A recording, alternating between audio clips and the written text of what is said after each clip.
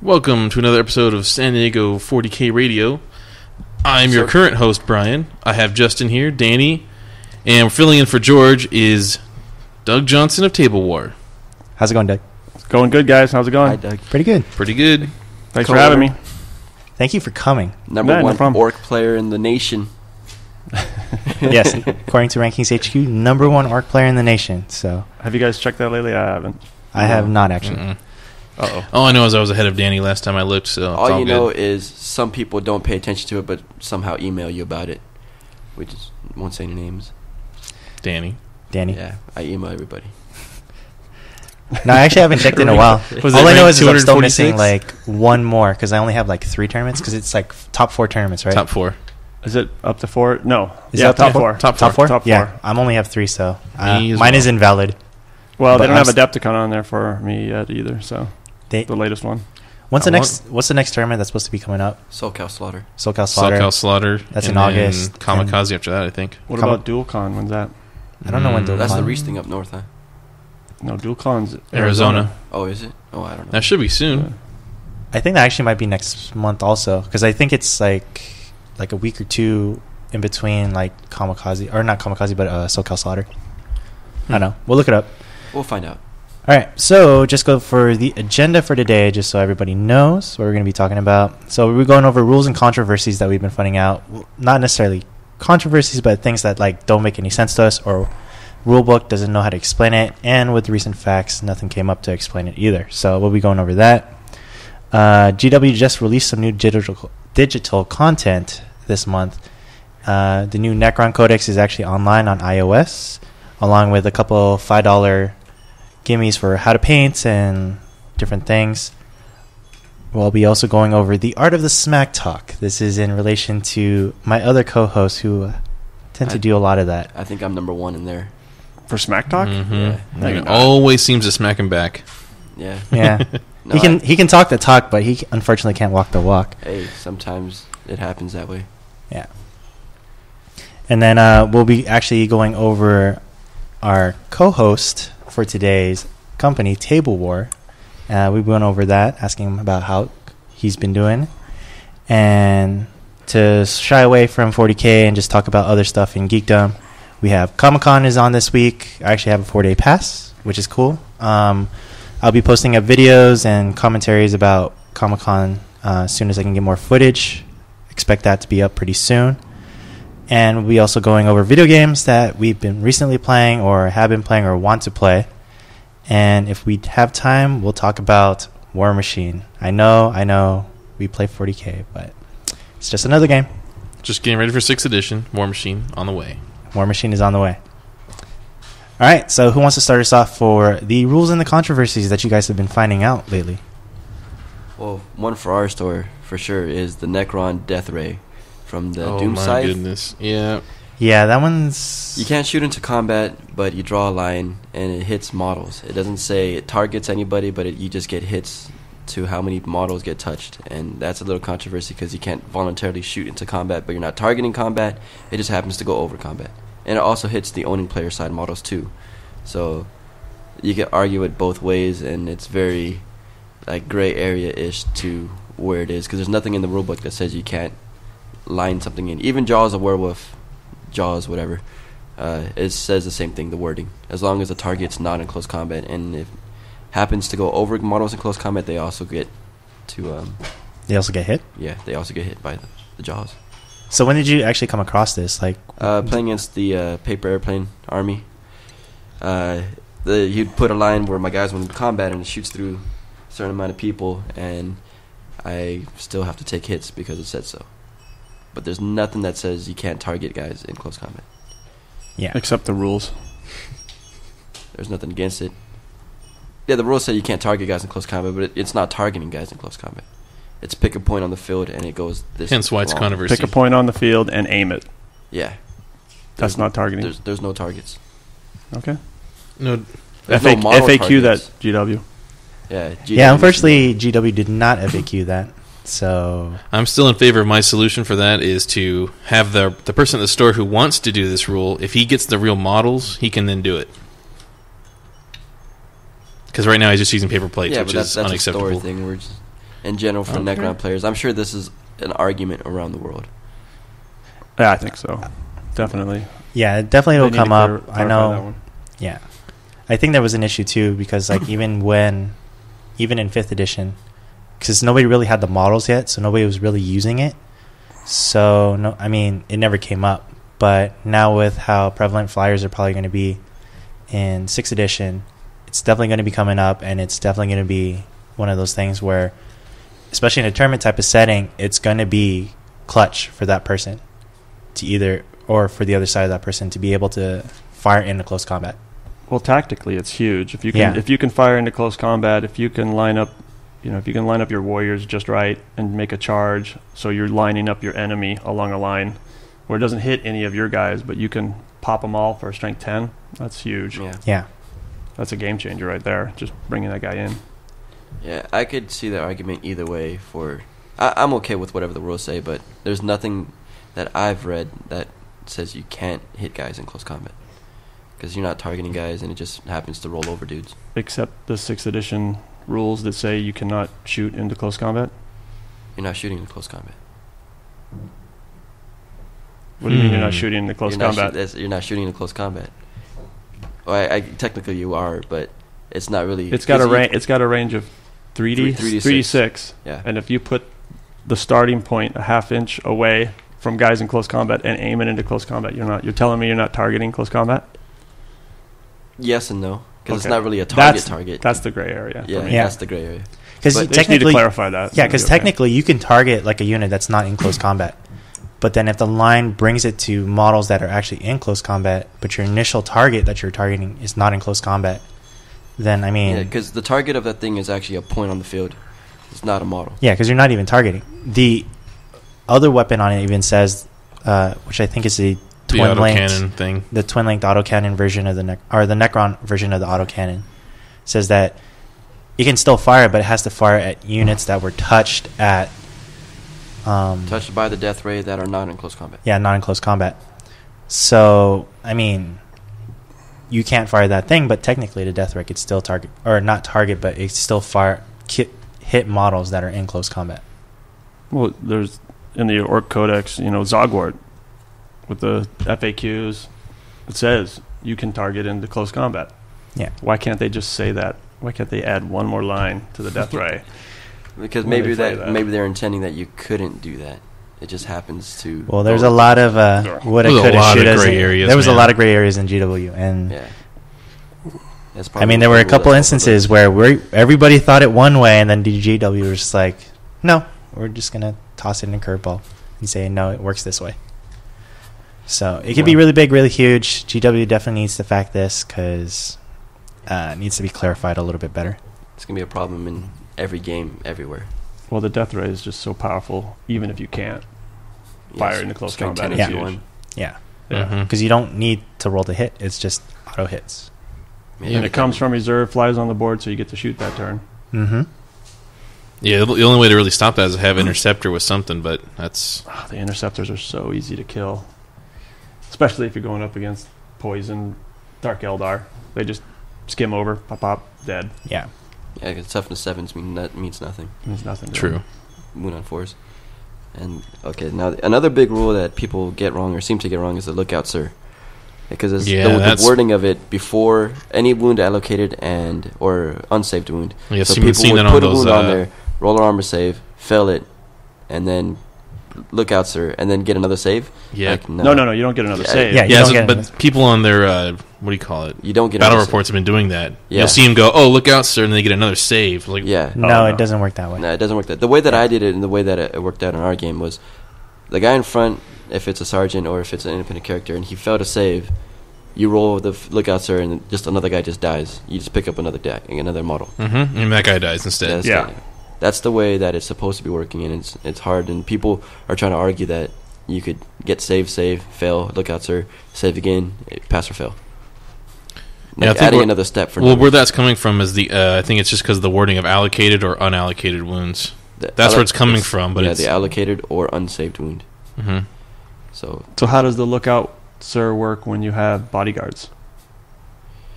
I think they actually fact that in Did there. It was on the Imperial Guard Codex. Yeah, fact. it is. I didn't read it, but yeah. It says that if you do a lookout, sir, those lookout sirs have to go to a bodyguard first before it goes to another model. Okay. I think that's how. ARG. Yeah, so I think that's how it's how it was in there. From what I remember. What do you guys think of the lookout sirs? I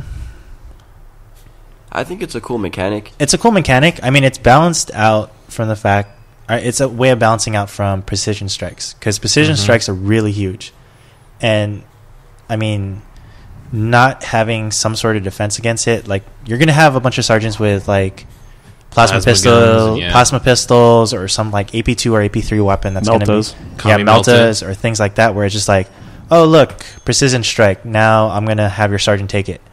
Now with the sergeants, it's a 4-up 50-50, which is fair. In the characters, it's a 2-up, which, I mean, fluff wise it works. I'm not too sure. Like 2-up save to save that character. Yeah, I think it should have still been. They should have made it at least honestly 3. For me, I think it should have just for been what, straight for ICs? For the IC lookout. Instead of the 2. I think 2's cool. 2's cool? Whatever. I think 6th edition's all about the fluff. And, doesn't matter. You still kill it's a someone. Casual gamer. Yeah, it seems like. I think the lookouts also makes the games a little bit more dynamic, because if you have sergeants who happen to be like in the middle, it just keeps Belial alive. Just say it, Danny. It all keeps it does. Yeah, a lot it does. of people alive. Just it Belial. comes Did back it to his keep Belial instant alive death. in your guys' game? Yeah, until he was the last guy left. Yeah, he's the shit. Once he becomes Eternal Warrior, he'll be in the front. You do realize that your codex is going to be a white dwarf, right? No, it's not. It's just as powerful as the Sisters Codex. Yeah. Everybody plays sisters nowadays. Hey, man. Oh wait, take that back. No, they don't. It's gonna be whatever. It's gonna be a step. If it is a White Dwarf Codex, it's gonna be better than what I have now. You think? Yeah, it better be. Was there I don't I don't know, because Sisters of Battle Codex, I think the old one was a lot better than the White Dwarf one. I mean, how many people play Sisters to begin with before that? Well, the only reason why nobody really played Sisters to begin with was because all the models were all metal, and that's a really big investment. And they were really GW Direct only. GW Direct only. They were really hard to get a hold of. If they were all in plastic, would you play it? With the old rules, I'd build an army. Dude, I would Dremel those all that armor off, too. It's guardsmen and power armor. You would not play that army. Nobody would play that army. Why not? Why not? Would you, if it was on the shelf right now and everything? Okay, explain to me why you wouldn't play that army. Because Danny's what is the weakness of that army with the old codex? The aesthetic of the army: women in power armor, in space. Okay, no, I'm not talking fluff. I'm not talking fluff here. I'm talking about the look of the models too.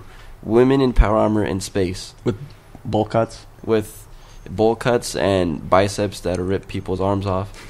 You know, that just the look of the army. It's not a cool look. You do realize that power armor wasn't form fitting, right? So all that stuff was just like modeled onto the power armor. Okay, they have power armor, but the models, the way they look, is not appealing to me. I just don't like the way they look. Even if it was plastic and cheaper than anything else. Yeah, but what IG army do you like? Catechins. I exactly. There you go. Hey, but no, he likes those big I like ripped the way men that the Cadians actually look. The reason why I played Catechins is because I think this is actually just inferring something about Danny that he's trying to hide. If they were oiled up, it would be much better. I'm just saying. Do you like Rambo movies? No, if Cadians were plastic when I first started playing 40K, I would have bought Cadians over Catechins. 100%. Now, Danny, did you watch the Twilight movie with that werewolf guy taking his shirt off all the time? Naked. Yep. There you go. See, I rewinded that part. See, you know the truth of Danny now, so yeah. Okay, we're straying off a little bit. So, did you guys find anything else rules wise that you thought was kind of like out of the ordinary? Barrage was a surprise. Barrage and night fighting. The not targeting after 36 inches. Barrage can't target something over 36 inches if he. Oh, you cannot target. Yeah, it says you cannot target in the new rules. It says night fighting. You cannot target something over 36. So barrage weapons cannot shoot over 36 during the night, unless you spotlight them. So spotlights are going to be back big, I think. Oh yeah, especially for IG. Oh, they work differently too, which is great. Oh yeah, totally. You just roll to shoot. Even if you don't hit now, it's like lights are on. Lights are on. No cover save. And aren't Chaos Rhino's lights always on? Isn't that part of their rule? No, they're just free. They're free. Yeah.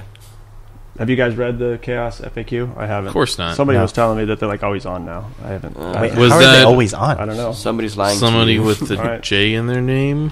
Jenkins. Whoops. Thanks, Danny. Well, hey, it is Is it what Smack is. Talk time? Is that what we're getting at? I think Danny wants to get to Smack Talk time, but No, but the There you go. barrage is tough. I mean, Yeah. I learned that playing one of a practice game against Dark Eldar and having night.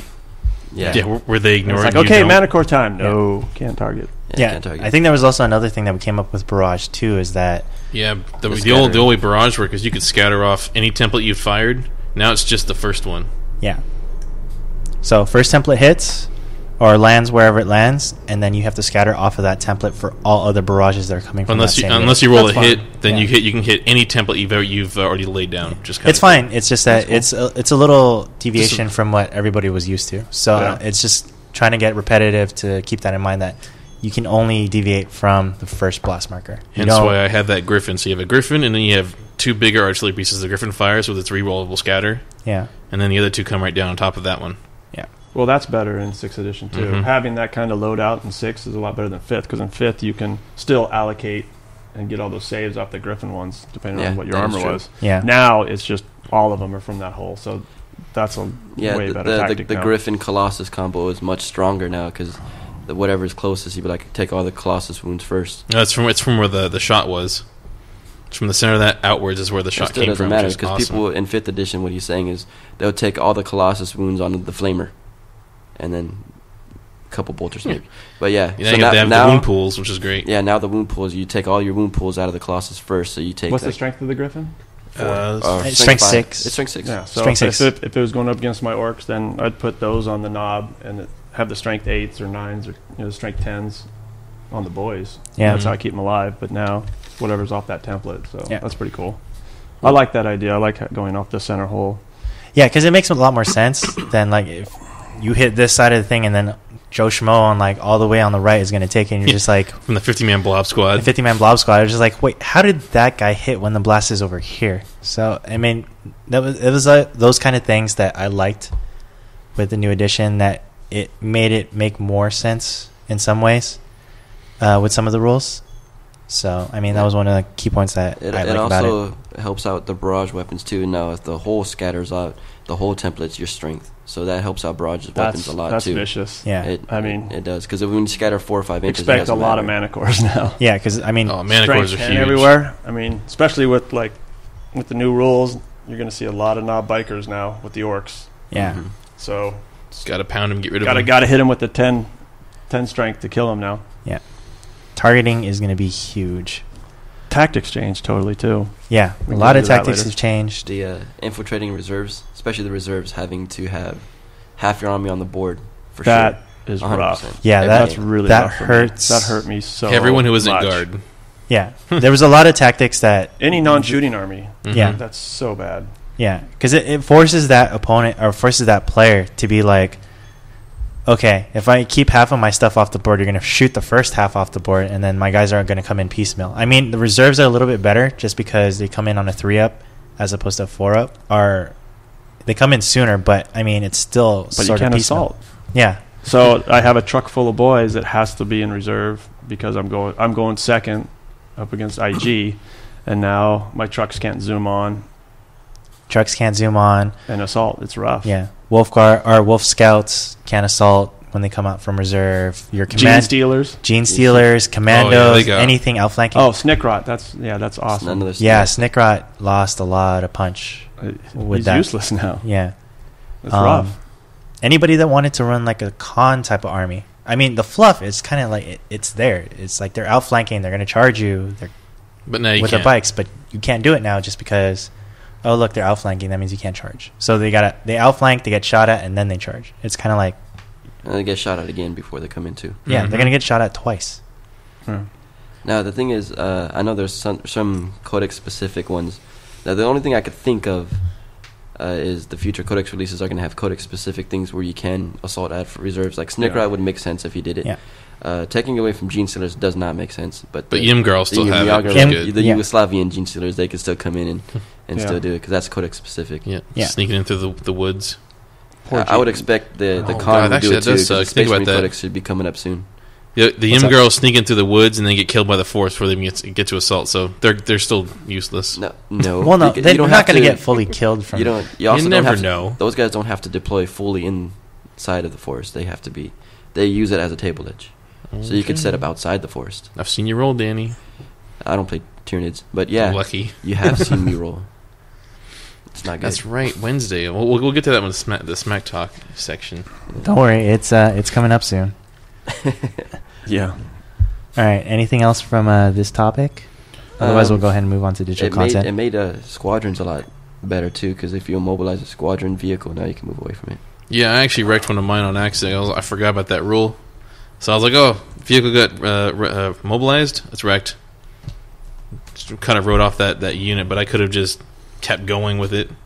Yeah, I mean I thought that was a really good change, just because It doesn't make sense to it didn't wreck make sense a it vehicle. didn't make sense in the previous edition that if something got immobilized, it was just like, okay, it's destroyed. Scrap it. I'm just like, really?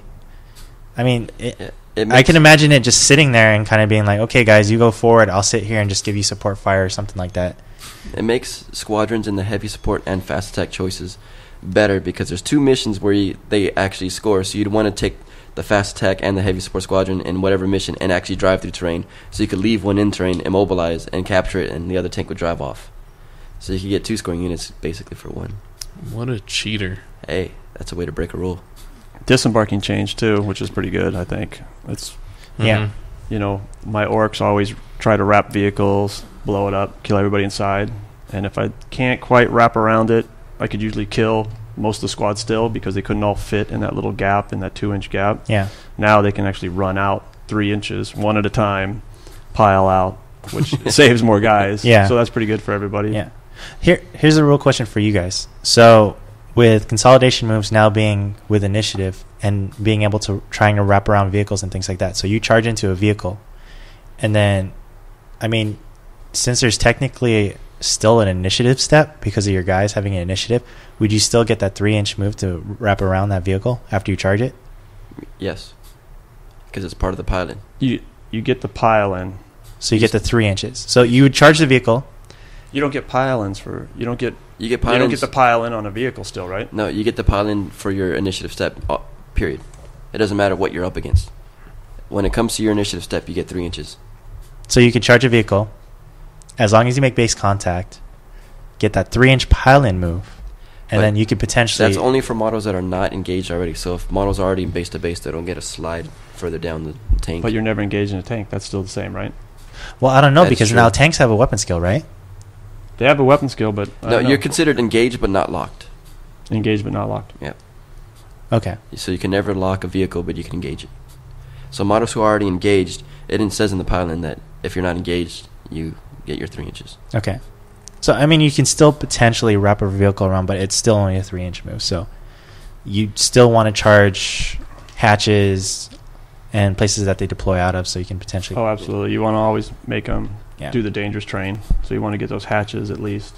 And Mhm. they can do the emergency disembark. And also another part of the pile-in that was pointed out, in the initiative step, at the start of the initiative step, you see who's in base contact, and then it says, contradicts itself, you move again 3 inches, but then you only get the people who started in base contact or within 2 inches gets to fight. So it's under the which models can fight. I remember that. Yeah, it doesn't make any sense at all. Yeah, so at the very top of the page it says, initiative step, you pile in. And towards the bottom where it says who can fight, and it says at the start of the initiative step, models who are in base to base or are already within 2 inches gets to fight. So the models who weren't piled in, but they don't get a fight. So it's like a little contradiction in the rules by GW's part, but I think and the intention is you get your 3 inches, then everybody gets to fight that initiative step. That's the way I've been playing it. So That's the way I've been playing it. yeah. Yeah, because the thing is like, with how that was written now, I'm just like, okay, you have to keep track on who can fight, then you move your guys in, and then you're kind of like, okay, I still have to remember on who can fight, and then, I mean, I know how much we play this game, and we're pretty good at remembering rules and things like that, but it's like those little things, especially in like a tournament setting where you're thinking ahead and you're trying to keep things straightforward, you're going to forget those type of things. And so I figured the way that we've been playing it, where you pile in, after you pile in, figure out who fights, and those are guys who fight. Because I think keeping track of who fights, then pile in, and then fight, you're kind of just like, okay, that's just sloppy and messy. That's so much, and there's no reason for you to move. Yeah. It's like, okay, we start the combat, and after the initiative's over, then we move another 3. Yeah. Yeah, tactics are going to totally change for 6th. Yeah. In a big way, because you can put your ICs back now to where they're not absorbing the wounds, and you can't target them specific. Yeah. And then you can decide to challenge later and swap him with another character. Especially with independent characters now can't be targeted. They're not their own little unit anymore. They're just another guy. They're another guy in the unit. So, but if you can get in base to base with them, then they've got to take the wounds first before guys outside base to base. Yeah, because of taking models closest in. So you can have, But if they're in base to base, everybody in base to base is considered everybody closest. In base to base, sure.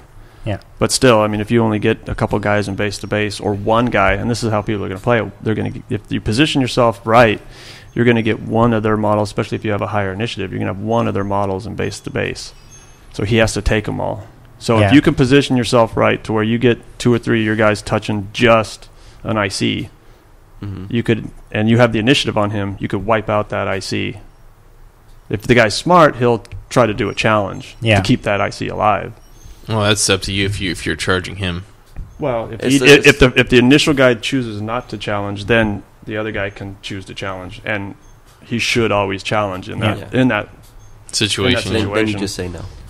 But I mean, playing the few games that I've played already, it's pretty crazy. You see the guys that are still thinking that 5th mentality, where they jump out of a vehicle and they've got their Melta, their Plasma, and their Sergeant right up front, right up next to my battle wagon.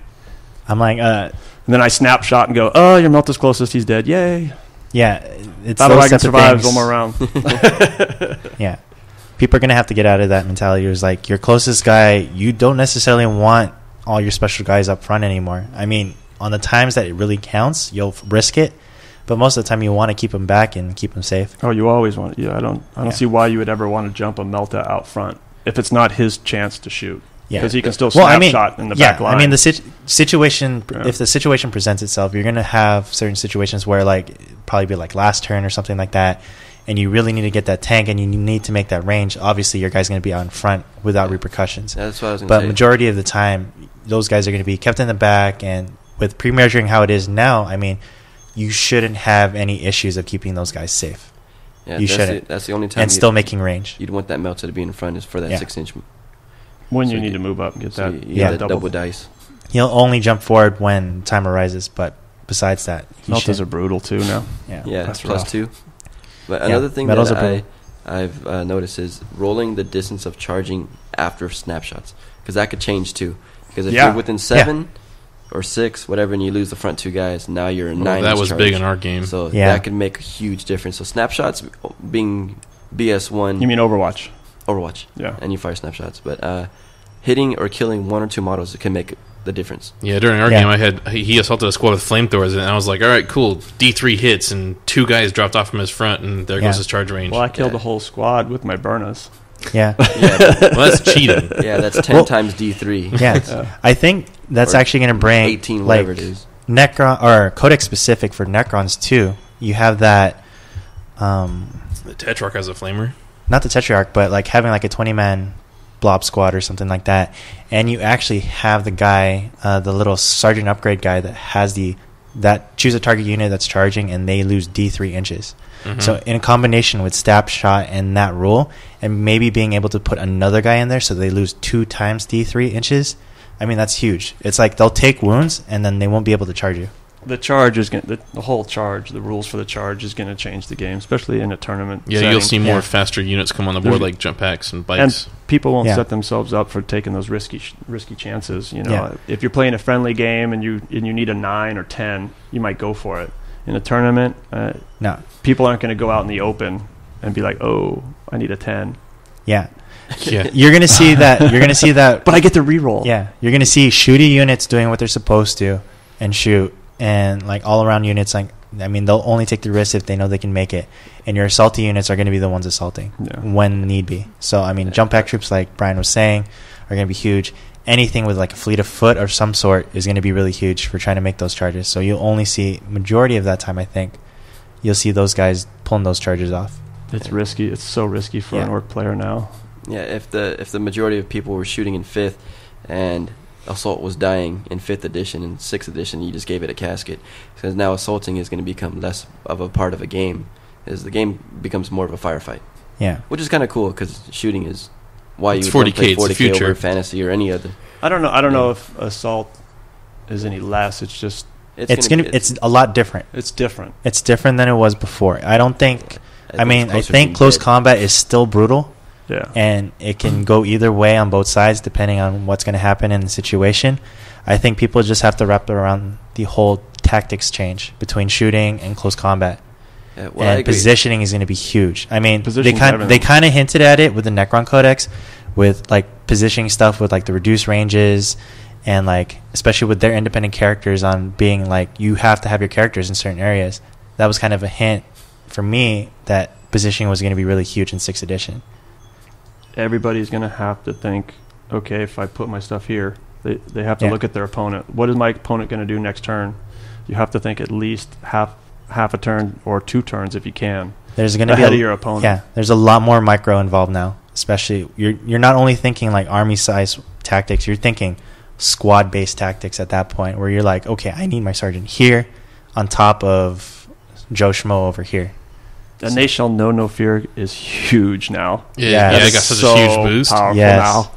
That is so. Power armor is back in a big way. Power armor. Yeah, so you take 3 shots, you're like, oh, my guys fall back. Next turn they come Yep. right back. Oh, Here you were we going to go. try to assault me? Oh, sorry, no. No, The combat tactic rule in the Space Marine Codex becomes a big asset. Hence now. why Khan was dead, because, I mean, I don't care about outflank anymore. My bikes can just fall back and then come right back at you. That's great. yeah. Papa Smurf is really big.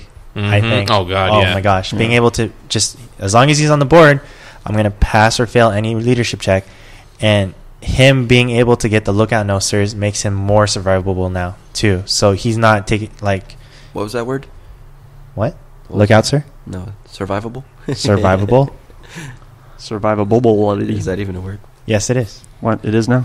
Okay. Yes, But yeah. Fearless sucks in 6 for me. fearless That's sucks. huge. Yeah. Well, that you can't. All my big boy squads can't go to ground now if they're fearless. Oh yeah, Yeah, you That's can't right. choose yeah. anymore. You can't be pinned. You can't go to ground. Things like that. And saves got worse. So Yeah, so now I'm in cover and I got a 5-up.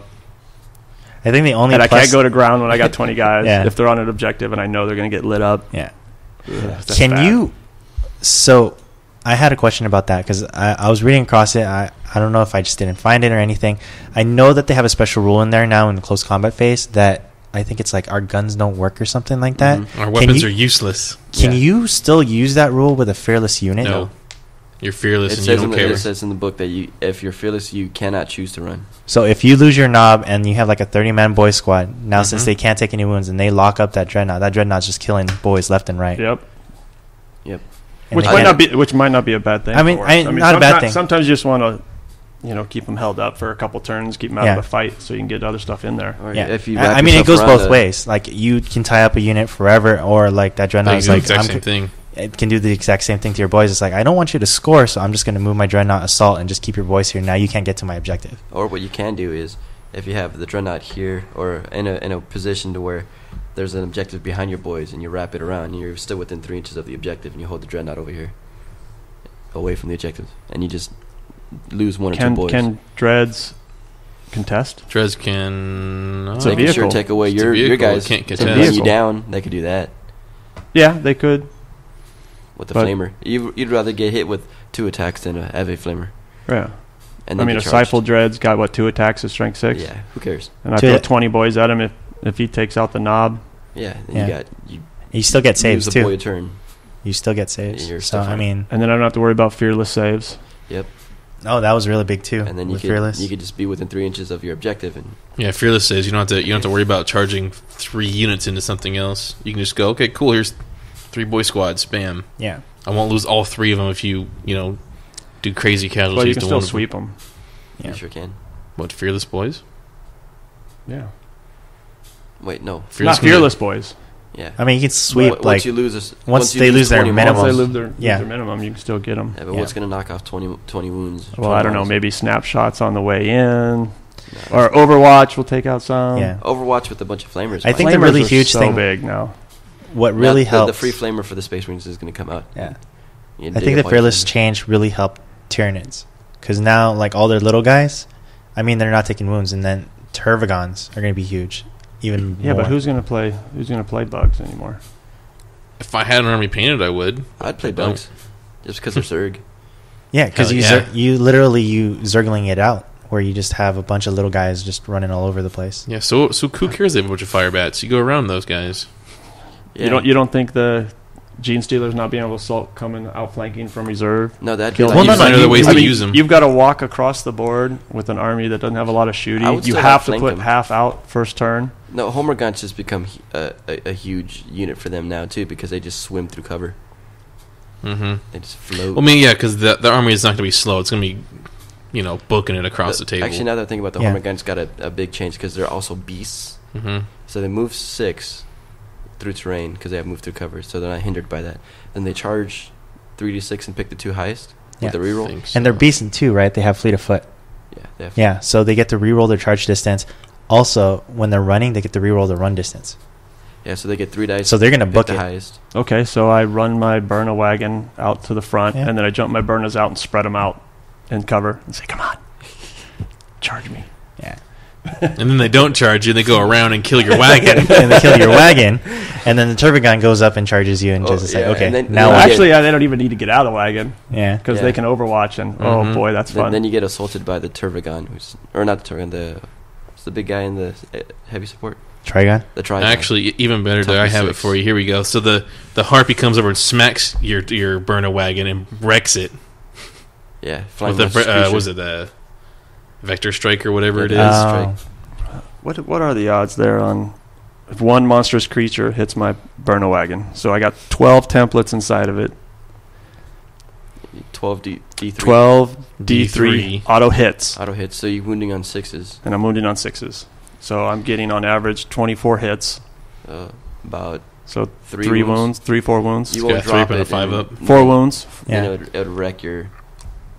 4 Yeah, wounds, like- and then I have 2 mechs in there. I'd upgrade 2 Burnas into 2 mechs because that's huge for orcs Yeah. now. Because Oh, yeah, big do you mechs. guys want? Have you guys talked about hull points already? A little Off and bit. on. Off and on, we brought with our opinion is like tanks are They're just monstrous creatures now. And yeah. I think that's a good change. Well, mechs can fix hull points Yeah, for all the they orc can. players out there. And Rhino so can, Repair can't fix whole yeah, points. Rhino I Repair hate Rhino that. Repair- But Tech Marines can. Tech Marines can, That's engine true. seers can. So Well, anything that could potentially like fix a vehicle. So I think Tomb Spiders with their repair claw can repair hull points. They can? Yeah, Fabricator claw. Hmm. They can fix. I think it's they can fix Oh, that's immobilize and weapon destroy results on top of But hull what points. vehicles do they have to fix? Yeah, our guy only uses airplanes. The they only have thing that they got scarabs. is the monolith and the Ghost Arc. Yeah, the Ghost Arcs. Can they fix a and the flyer chariot thing. if they're base to base with a flyer? I It's don't know. flying. I don't think they can. I don't think Why so. not? Because you can't assault a flyer, so you Doesn't can't get say base it. to base with it. Yeah, it doesn't say anything about Doesn't say assaulting. anything. It's just you have to be base to base. Nah, it's just assaulting. All right, So fine. Rules lawyer that I to think the. you can. I'm just gonna say no because. But the Tube Spiders are way too slow. I mean, you're going to have to... Yeah. the You flyer. fly your doom right in front of it. Yeah. And then next turn you go, it's 18 inches and you move 6. Yeah, for a Just fly back off the cinematic board. for a cinematic game, really, you think of planes going supersonic, and the guys can go like fixed, as it like reaches up, and then it flies over him. Doesn't make any sense. The thing is, this game doesn't make any sense. Yeah. Okay, we found another controversy. Yeah. Can you repair a flyer? Which also... Oh, God, Tech which, Marine Doug, just I reaches could up probably and think fixes that you're the gonna gun. say this Yeah. right now. The Grab-A-Claw. Can you Grab-A-Claw flyer? Of course. Of course you It's can. cool. Because orcs are awesome. Orcs. Orcs are overpowered, just like Tyranids. If orcs think they can do it, they can do it. Yeah. It's like I I'm don't going to know. grab that plane, and he's thinking it. Danny just gave away my big secret, man. The rules... I know. What? Sorry, Doug. Thanks, Danny. I think... It's on Nobody the, takes the grabbing claw, and It's on the internet After- now. Can you hit- It's Well, no. over. No, I mean it was All on. you have to It was do- on there after Adepticon. Adepticon. I mean, I won games, because of grabbing claws, and everybody's like, oh, no, grabbing claws. And what's the other thing? The wrecking ball is that considered an attack, or That's you a just close swing? combat. That's during the assault phase. Oh, That you can't sucks. wrecking ball a flyer, I'm sure, but That'd you be cool as can hell. grabbing claw a flyer. There's as far nothing as I know. against rules saying that you can't grab a claw. You just have to be within. So if you With grab two a inches? you grab a flyer, right? So It he d- cannot move. And He it does. wrecks. He either has to go into hover mode or he's wrecked, Okay. And if you and can't that's go, a 4-up. and if you can't go to hover mode, then you just die. Yeah. So if I go up against other orcs and they fly somebody, because it happens during their movement. So at the beginning of their movement, I say, I'm going to grab and claw that. And it's a vehicle, so I can grab and claw it on a 4-up. You can always grab and claw regardless of how fast they move, right? Yep. Mm-hmm. There's no speed limit for that. Not at all. Now, what do you think about the orc flyers? Have you used them yet? Looked Yeah, at them yet? I've tested them. I like the Docker flyers a lot. I haven't played the other ones yet. I've messed around with some allies. I've done my orcs with Krons, and I've done my orcs with IG. Both are pretty good. I mean, IG took a huge boost. Not that they weren't powerful enough already, but I think IG is big in 6th. Hmm. I really like IG I need now. to finish mine then. Your Koreans? Oh, hell yes. The Death Star missile isn't nowhere near as good as the Manticore, though. Vendettas are awesome. Oh, yeah, I They're use so mine. awesome as flyers now. Yeah. I mean, the Ninth Sights are still probably, I think, one of my favorite flyers right now. the transport? Yeah, Or- the transport one, because But- that's just crazy. Because they just But I do they like the fly out and Vendetta. jump out, and then double tap. Oh, that's right. They're the only ones that have that special rule where No. they can move fast. They could go 24, still jump out and shoot So can without the snapshot. What about the Yeah. Vendetta with Over the grab 20 shoot? over 24, they can still snapshot, right? I think so. I don't know. Over 24, it's Over up to 24. 36. Yeah, but if it says in the rules, I didn't Yeah. bring it. If you move 36, then you only fire snapshots. But if if you they go jump out. under 24, they fire as normal. Yeah. So Yeah, now that's what I was- you've got, That's right, and you that's can right. jump out within 6 inches of anywhere on the base. Of that flyer. So Yeah. what's your double tap range now for Goss? 24. 12? Still 12. Still 12. Oh, yeah. All you need is- Double tap 12. That's all you need. And I like the changes to rapid fire. Like the Tau rapid fire is now a Guys true are all 15. cheaters, man. Because before, Cheaters. before rapid fire for them was the 12 like everybody else, but now it's half the gun range. Yeah. That was huge for Tau. Tau. Well, it wasn't huge, but it made sense for Tau. Yeah. Because in the previous edition, it was like, okay, your rapid fire range is 12, but your long range is 30. Mm-hmm. Really? Makes no sense. Yeah, it didn't really make But you that can sense. move 6 and shoot 30. That's a long range. That's pretty big. Yeah. Yeah, that army got kind of scary. All their firepower they have already. Yeah, just being able to move and fire like pretty much all of their guns. And now you kind of want to put your battle suits in front because all of them could take heavy flamers as a secondary weapon. Just flamethrowers. Whatever. You get your twin link plasma gun and your flamer. So you move and you double tap, boom, boom, plasma, and they charge you with flamers. Snapshot plasma, twin linked, D3 hits with the flamer. Okay, in the words of George, you're doing it wrong. You If should. you're getting charged, if they're that close, you're doing it wrong. I think he's Yeah. still in like the 4th edition mindset. Yeah, he is. But whatever. No, I had but to I say mean, it for him. yeah, but with Tau, I mean, you should never ever get your Tau fire warriors or any of your like Tau units that are not made for close combat in close combat. They're a shooting army, and they should be played That is true. unless you're playing with Groot charge. All right, so I think we beat this dead horse up. So we're going to be going ahead and moving into the digital content of Games Workshop. Some of the new stuff came out on the digital content is the new Necron Codex. Has actually been posted up there. So now we have 2 codexes on the iOS for iBooks on the iPad. And they put and they're charging like $5 for some painting articles also from that. So Wait, is that $5 to learn how to $5 spray a on- Necron black and then dry brush it bolt gun metal? That's it. yeah, pretty much teaching you how to paint silver. That's awesome. And then highlighting greens. So, So wait, wasn't that free on their website? Did they take it down? Did they take down the how to paints on their website? I don't know if they took down the how to paints. I think it's still on there, but now they're charging for like different how to paints. So, That's crazy. yeah.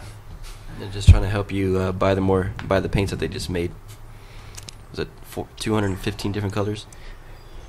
Something like that. 215. Something retarded. Yeah, it's pretty crazy. So far what they have on there is the Codex Space Marines, the Codex Necrons, how to paint Citadel miniatures for the Evil Sons. For the Necrons, they have the chapter approved rules for the Orc Bomber that you can buy on there. Battlefield Challenge, I think it's some sort of painting guide or fluff that you could buy. Tactics for Space Marine Heroes, and yeah, some of this stuff is like $5, but the codexes I think are $44 for the codex. $44.99, so you're paying essentially $45. It's $10 more than the copy in your hand. Is it really? It's $33 to buy it off the shelf. I thought they did a price increase. Yeah, I thought it was like 37 or something now. Is it $37.95 now, or $25, whatever it is? Here, I'm actually checking for codexes. So yeah, just go get the codex, go to Kinko's, get it spiral bound, and it now costs exactly the same. And you have it in your hand. Yep. Mm-hmm. Which I think it's better anyway. I like flipping through books and messing them up. Losing them. Yeah, dude, your main rulebook's already got dog ears on it. I like it. Yeah, iOS is $44.99, I believe, and the Necron Codex is $33. It's 33. Wow. $33 for the hard copy, and they're charging more for a more convenient copy. Which they have more images in there, and you can do the little 3D rotating of the character. But I still think that based on how ebooks should have been, or like how they are right now, I mean, the majority of ebooks that I've seen have always been cheaper than the actual hard copy of the book. How much is one off of Because Black Library? What was that? An ebook off Black Library. Yeah. I honestly don't know. I don't think it's as much for the hard copy, but I think the ebooks for Black Library are actually a little bit cheaper. They're not, I mean, it's not that much cheaper, but still cheaper. But like, in my opinion, I'm like, it's not following what ebooks should be. Ebooks should be cheaper because you're bypassing a lot of the publication's process to post it online. That's true. Yeah, it's supposed to be cheaper. The only cool thing about it is you get to flip it with your finger. Just think how much money they're making because they're cutting out distribution. Yeah, I mean, they're making retarded amount of money on it. Yeah, distribution would be huge. Yeah, there's no materials in use. You only upload it to a site, so they just download a digital copy from it, from whatever site it is. From a so business standpoint, it's brilliant. Yeah, and you just make, as long as it's still on there, you can download it. 1,000 people can still download it. Whereas if you make a book, you have to have 1,000 books out there. This thing, you only need that one digital imprint in whoever's server or whatever, and they just download it from there, make a copy, and be like, okay, here's your copy. It's still pretty cool to have them all on your iPad, though. Yeah, if they hurry up and get them all out, then convenience-wise, I think it's cool. If they decide to go this route, I mean, I think it'd be kind of hard, but to just go all digital if they're going to be doing it that way. But I know that some people like to have the hard copy and stuff like that. Definitely. Yeah. The only way I could see that it would push them to have it more of a digital thing is if they raise the prices on the hardback. If they made the codexes instead of 33, like 47 or 41, like it is in fantasy. Don't even think that way, man. Shh. Quiet. See, but the thing is the reason don't give them ideas. Yeah, don't give them ideas. See, but the thing is in fantasy, those are hardbacks. Our codexes are freaking paperbacks. I would much rather have a hardback cover. That'd be like if it was like the rule book. This coming from the guy that doesn't make any money. I'm just saying it'd be cool. Smaller's better. Get the. I like the small rule book that I can flip through. I like it concise. I like it easy access. I don't want it bulky. I don't want it heavy. I want convenience when I'm in a game. Because I mean, I bought the collector's edition of the 40K rulebook, but I'm also going to get the small one. I bought the collector's edition just to have. But I know I'm still going to be getting that small little rulebook because when I'm actually playing games, I'm going to be referring to that one as opposed to my collector's edition. Yeah. Yeah, I think the only thing that's really cool about the iPad is you can search for different words, right? The iPad version of it, or no? Yeah, the iPad version does have a search function, so you can actually look for stuff in the codex instead of just asking somebody. Yeah. So I mean, that's a huge plus. I mean, there's a little bit more convenience in it, but I don't think it's worth the price that you're paying for it. 'Cause I think it's way too expensive. Yeah. Everything's expensive. Yeah. From GW, that is. The other thing that I don't like. Oh, go ahead. That's the hobby. Yeah, I know. But it's I more mean, of an investment than anything. Yeah. But I think and the other thing too is they're charging $5 for all these little tidbit things, which you can go on YouTube and find. Yeah, you can go to YouTube channel or something like that. They'll tell you how to paint. From even better people that can explain it, that can actually show you. Whereas with these ones, you're paying $5 and you're just okay, once I learn how to paint it and I got it down, that's it. Yep. So I think that's kind of a waste of money. Really, how hard is it to go to your local game store and ask people how do you paint, or Googling it on YouTube, or going to a bunch of sites? There's a plethora of sites online that'll teach you how to paint. Most of the major things. forums have a painting section anyway. Yeah, major forums have painting sections. There are sites specifically made for painters to teach you how to paint better, or to learn basic techniques or even advanced techniques. I think one of them that I usually hit up is I think it's a Voodoo. It's a really awesome site, and it teaches you how to do lighting effects and those type of things. So really good site, really good tutorials from some master class painters. So I'd rather go that for free and read up on that than to download something for $5.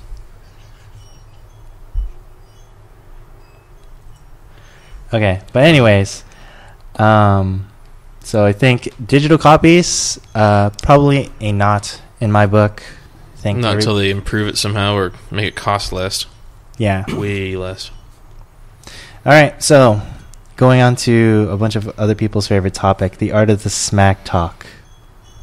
Oh, yeah. Yes. I don't know what you mean. Lead us off, Yeah. Danny. Go ahead, Danny. Lead That's us off. when you say some shit, and then Someone smacks you that's for it. it. You just talk crap. I don't know. I think it's all in good fun, as long as it's all in good fun. There's a certain way to do it. There's certain people you there's some say people it to, that say it more of in a condescending type way, but I think it's all in good fun if you know how to say whatever. For instance, our game on Wednesday.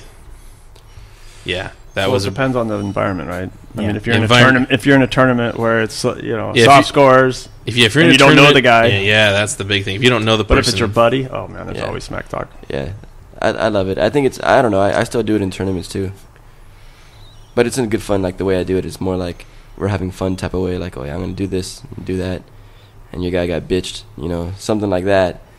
But I don't know, I've played against some other people who talk shit, and it's more of a condescending, you're just you're a dick, dude, I just don't want to play you. It's just Well, it retarded. depends where the smack talk is. Is it You're you're your army, talking smack to his army, or are you talking smack to the player? Well, There's a difference there. yeah, there is a difference, but the way I mean it is certain comments were made where I know I was being cheated in a certain game, and some guy was like, "Oh, hey, you're doing pretty good." He was like, "Yeah, well, there's nothing else to shoot at, because I'm shooting this," and he's like, "I have one Vindicate on the table." It's oh, okay. I didn't get any of that. I didn't either. It was a Oh. smack talk. Just being a dick. Yeah. The other guy was just being a dick. There There you go. That's not smack talk. It's Our game on Wednesday was smack talk. yeah, it was. Yes, it was.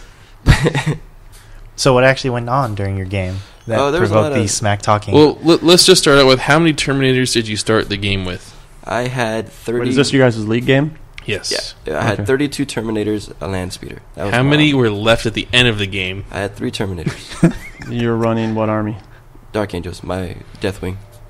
How many models did I lose? You lost a few, but you didn't lose 1 kill point. Nope.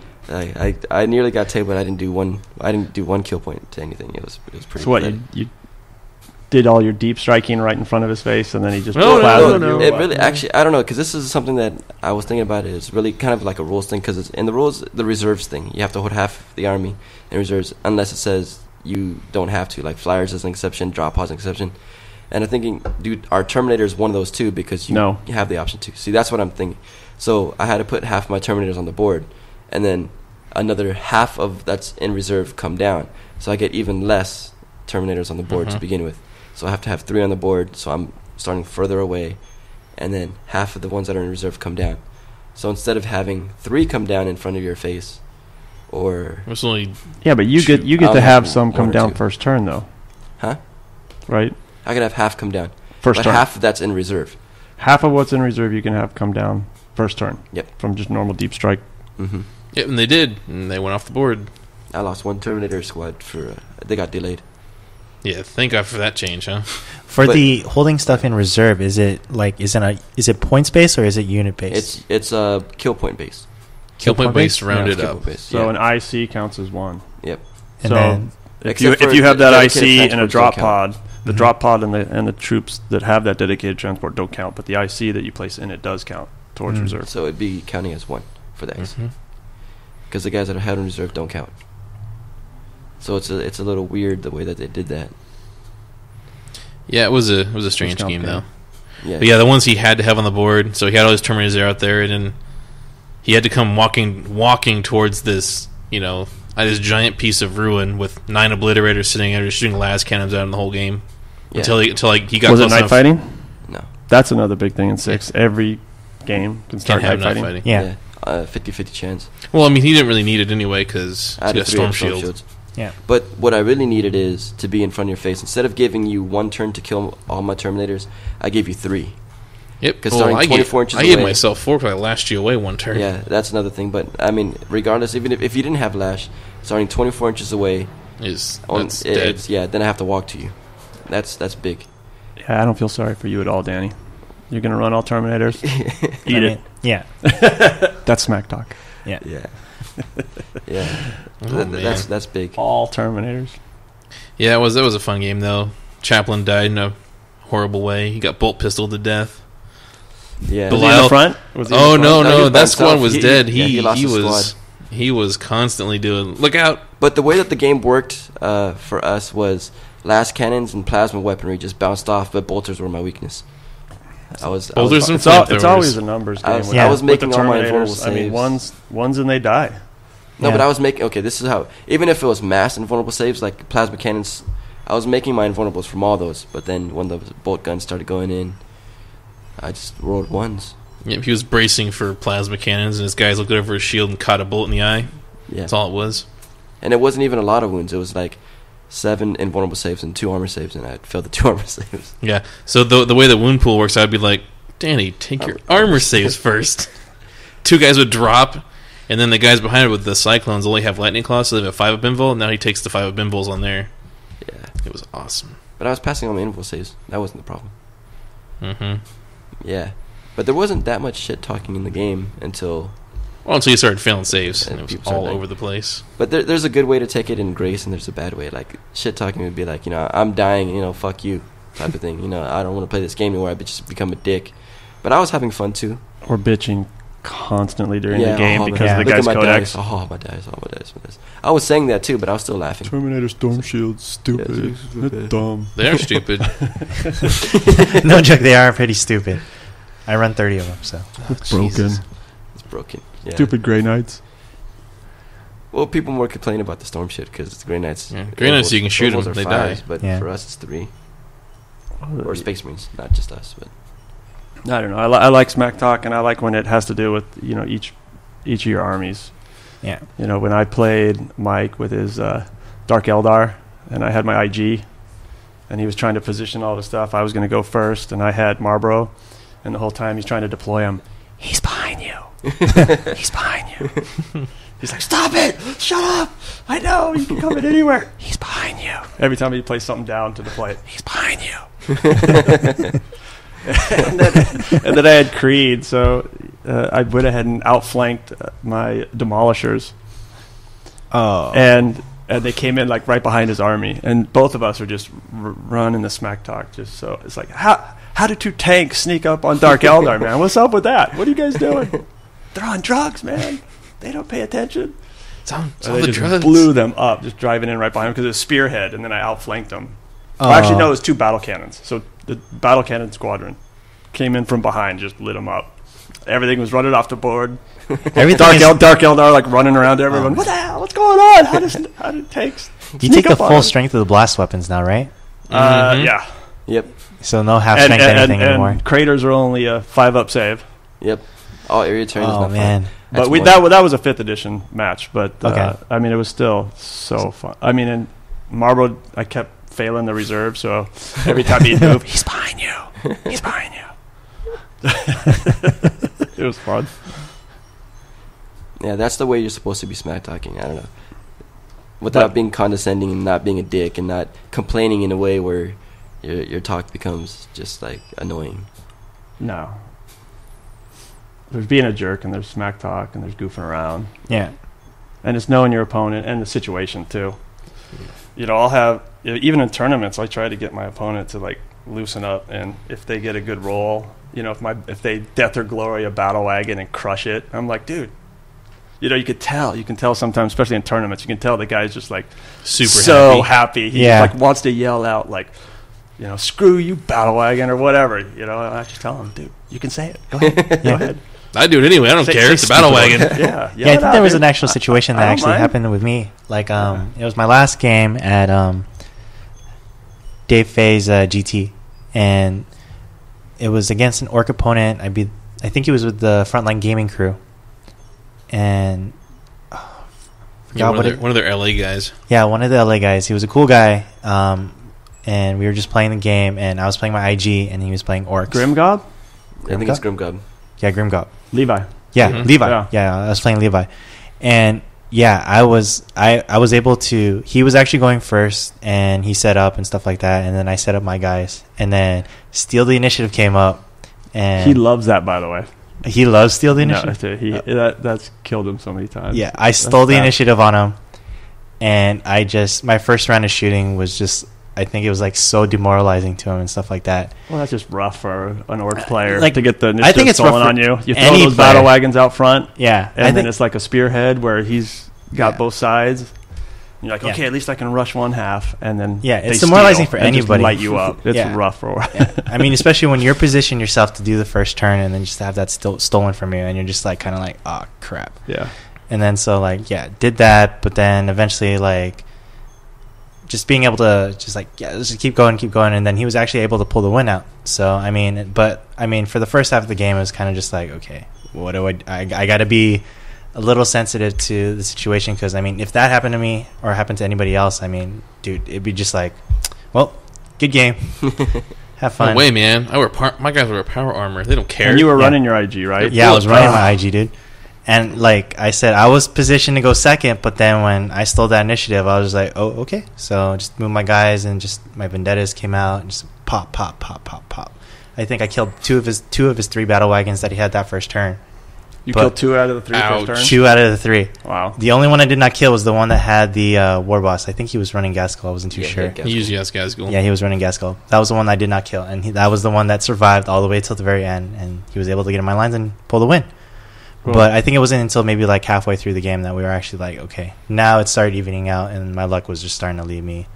And then after that, it became a game, and it was fun. And then smack talking and just having fun. And that was Bay Area Open missions, right? Yeah, the Bay Area Open missions. That helps with orcs. Yeah. When something bad like that happens and you have orcs, at least you can still pull the win. You're probably pushed forward pretty far where you can still spread out and get objectives. Yeah. So, not anymore. But can't Congo line. No Congo line. No Congo line in 6. No. That's a good change. Oh, what is? You think? I think it's a good change. 1 unit, 1 objective. Yeah, because multiple. I mean, if you're in a unit, you're not gonna have 2 people worried about 1 objective. Like, it's more of a real life type of thing. Your squad is whatever unit, platoon is concentrating on 1 objective. I don't know about that. I mean, if your squad was big enough, it's just like if I hold this section, if you blob squad with 50 guys, 50 IG, and you can still only take 1 objective. Yeah, you have 5 sergeants in there. You send that unit, boys, take everything. Okay. Yeah. Well, now it squad 1 take this. You take squad 1 2 contest all the rest. I mean, that's still good, right? No. Contest. I don't think it's that big a change. I think there's some core elements in 6 that really hurt the tournament players. And that's that was the other one thing. Of the core ones. Yeah. Contesting was a big one, though, because I saw that in a game we were playing the other day. Vehicle contesting? Oh, man. Vehicles were, like, sitting on objectives. I was like, dude, you're not contesting. That doesn't do anything. You're just there. Yeah.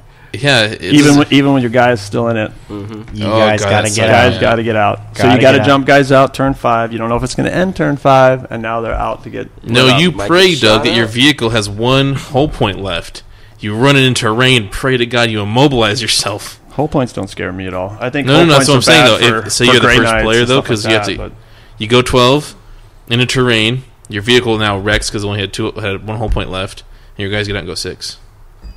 You don't immobilize. You don't lose a whole point if you immobilize. Really? Even train? That's stupid. This game sucks. No, No, you have to take a damage point. Yep. You have to take. Really? You have to take something on the damage chart. So dangerous take train a doesn't whole even do point. anything like So any that. So glance if, or you, any so if land. you immobilize yourself, you don't take a whole point. That's how I read it. Yeah. Wow, you this don't. game sucks. The only But time, if you the only take time a you get shot that immobilizes the only you, time you take get a whole point is when you get glanced or punched. Yeah. Guess I'll be death or glowing a lot with my vehicles. Yeah, and then when sending you them go after and people. set an objective with one whole point, your opponent's just like, guys, inside, whatever. I'm not going to shoot that.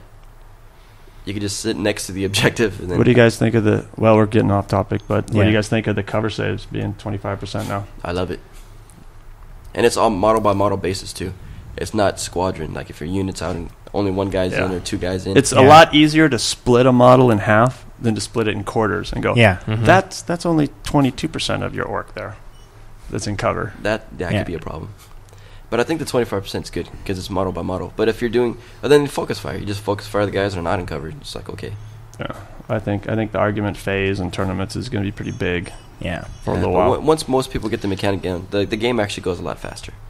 Once it gets a little bit more streamlined, I mean, Yeah, I I don't know think- if they're going to be facting a lot of stuff. Because, I mean, Rulebook just came out. I know GW is pretty slow about coming out with facts. I know the new edition, they did that, but they did that also with Fantasy. But, like, coming out with, like, the second flow of facts for... Second wave. Just clarifying a lot of stuff that came out of the Rulebook. That'll probably take a couple months because they got to compile everything. Yeah. So it's going to take a lot of game testing and things like that. All right, so next topic, we're going to be... FAQs. No. No. We're actually going to be talking about one of our sponsors After the break. After the break. after the So we break. can go ahead and take a break. So when we come back, we're going to be talking about Tablewar and then a bunch of stuff that's actually not related to 40K. So we'll see you then. He's behind you. Hi guys, this is Brittany here to tell you all about the great products now available from Tablewar. Designed for the display, storage, and light transport of hobby models and miniatures, these products do it brilliantly. I've seen firsthand how well these products work, and let me tell you, these guys have thought of everything.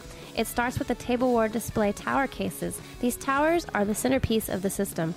Inside the case, the Tablewar railing and display boards combine to allow you to securely arrange your miniatures however you like.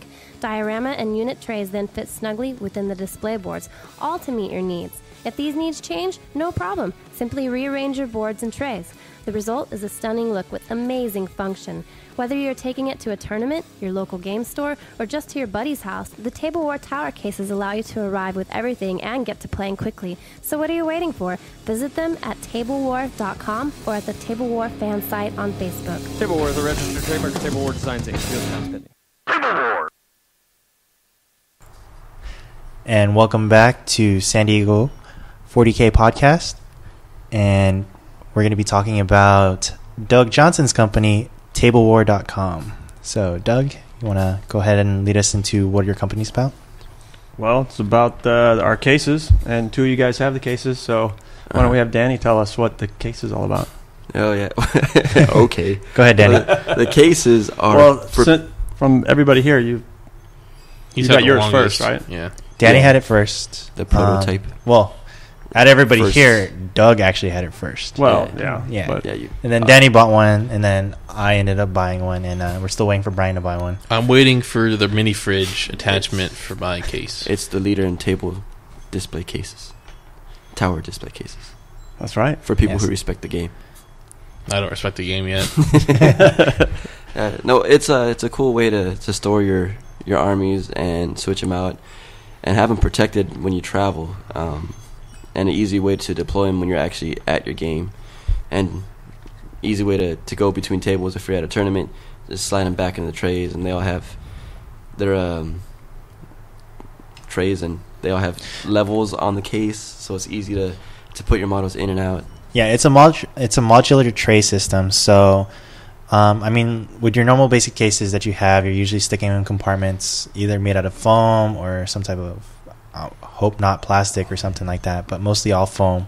Box. Problem with those cases is that Going from table to table. going from table to table and then constant use of it. I mean, even if you put like some sort of shielding on your models to protect the paint, putting it in and out, it's going to wear it down, and then you're going to have to do touch-ups and things like that. What I like about the case here is that everything is on a modular base. So you you stick the model on the base. You can magnetize, which I highly, highly, highly recommend. There's this also, I believe Doug has a tutorial or on his website or on the Facebook on how to do magnetizing and things like that. Yeah, it's Tablewar has a little YouTube page now. So it's youtube.com/Tablewar Designs. And right now we have the skimmer how-to up there. So anybody that's using like skimmer bases, that have been wondering, how do we get these in our tableware case? We got the how-to now, and I think it came out pretty good. Yeah, so definitely check them out. There's a lot of pictures. Like I said, I really like the case because I don't have to worry about my paints being stripped. I mean, the only time that actually parts of the models with paint are actually getting touched is when I move them and things like that. But being stored in there, I mean, you're literally not touching the models. So definitely like that. There is the plexiglass on front of the case, so you can actually see inside the case and see the models displayed in there. So if somebody wants to take a look at your case or take a look at your models, you don't have to spend the time of pulling them out and then displaying them out. I mean, it's already there. Easy access, easy to look into. I mean, you're just like, wow, that looks cool. Different designs and different colors. So. Right. And the nice thing about the trays, too, is when you're leaving a table, if you have a slot left on your unit tray, you left a sniper in cover somewhere, or an orc boy's hiding somewhere on the table. Your camouflage really worked. Your camouflage really worked, and you're not walking away. 'Cause especially at tournaments, when you're picking everything up real quick, and you go to walk away, if you have just a display board where you're picking it up and moving it, and you just got your guys set on there. I see guys all the time in tournaments. They're walking away from tables, leaving a commissar or something like that. Yeah. It just doesn't happen when you have our trays. Another problem would be when you're carrying around those display trays and somebody bumps you. If you turn around, all your models are on the floor. With everybody rushing to the next table, Yeah. that's rough. Yeah. Oh, yeah, getting stomped on. Yeah, you have to be extra careful with that. Did you guys also mention a little tray in the very bottom for the books and dice and all that? Oh yeah, there's that special compartment that you can or cannot use. There you go. You can use or you don't have to use, but it's essentially a place to store all your books, your measuring tapes, things like that. Dice craters, all sorts of cool stuff. Yeah, dice, lots of dice, Your army lists. Your custom craters for your vehicles. Mm-hmm. Yep. It's a very cool case. Actually has multiple uses. I do know some of the guys at our actual local game store that actually use the cases for actually paint storage too. They don't use half it. Cases. A lot of people are using the half cases. Using the half cases for paint storage. So which is pretty cool. Yeah, it's another use for them. They can see which paints that they need or whatever's. Very convenient, very durable cases. And you can fit a lot of stuff in there. 720 Space Marines can fit in the You full can get size. really creative. I believe there was a Necron player. There's a picture of a Necron player where he posted his army with like 2 monoliths along with the rest of his army in like one of the full cases. So, yeah, you can get pretty creative. That was a half case. Oh, that was a half case? Yeah, 2 monoliths, his Catan, and all the warriors in a half case, which was pretty crazy. But, the full case can fit, I think Cooper had his Ardboy's bugs. So what was that, 2,500 points worth of bugs in a full case. Copper Waddle. Yeah, Copper Waddle. But it's also nice to have them go straight from your display case at home. Yeah. Taking 20 orcs off of a shelf and putting them in a case versus just grabbing the 20-man tray and slapping it in your case. Mm-hmm. Yeah. That's big for me. Yeah. When somebody texts me saying, hey, let's game at the store's down the street, but if it takes me only maybe 5 minutes to put together a list and put everything in my case and I'm gone. And you've got your army list right there.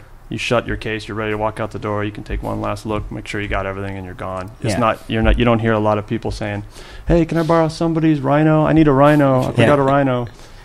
Yeah, I definitely like your trays. They're interchangeable. So I mean, once you have the case, I mean, all you got to do is just keep buying the trays and the modular trays and things like that, and then you can have a tray for essentially each unit in your army, and then be just like, I need these guys. Toss it into the case, and then you're out. And you can have them on your display case at home, so you can kind of pick and choose what you want, stick it in the case. It's really convenient. Definitely worth what I paid for. Like I said, there's different types. I'm not too sure if Doug's going to be supplying any more camo cases. I have one. He has one. He doesn't. Those are special edition right now. Collector's edition. Collector edition. So we also have the magnets on the website too, and we've actually been selling a ton of those because I guess we have one of the best prices on the web right now because it's rare earth magnets shot way up, but we kept our prices down. Yeah, it's definitely a good investment for the money too, because for $4 for a tray or $3.50 for a tray, it's definitely worth it instead of buying a carrying case for it and you having taking them in and out of those cases, putting them onto different trays. I mean, it's very inexpensive to buy any kind of tray to put a whole unit on top of it. What's cool about the trays is, too, it's based on your base size. So your models could be displayed or modeled however you want, as long as you have the correct base size in there, like normal Space Marine size or infantry size bases, bike bases, dreadnought size bases, large monstrous creatures type bases. If you have those bases and you model however you want to model it, it'll fit in the tray. I know there have been situations where if you model a certain way and you have like one of the foam style wings. Crazy wings or foam style cases, you're going to have to take that foam to a knife to get those models to fit. And sometimes they don't work the way you want it to work. Paint's going to get stripped, or even worse, models are going to break. So, and we have the ability to do the washers too. So the washers, you can totally customize a tray. So if it's your specific HQ base where you have your HQ and your retinue for 40K or a lot of the War Machine guys they do all washers and they customize per unit, and it's really easy to do. You can see on Awesome Paint on Tablewar.com. We have links to how-tos on some of the washer stuff, and there's going to be more. Keep checking back. We're adding more how-to videos and stuff for you guys.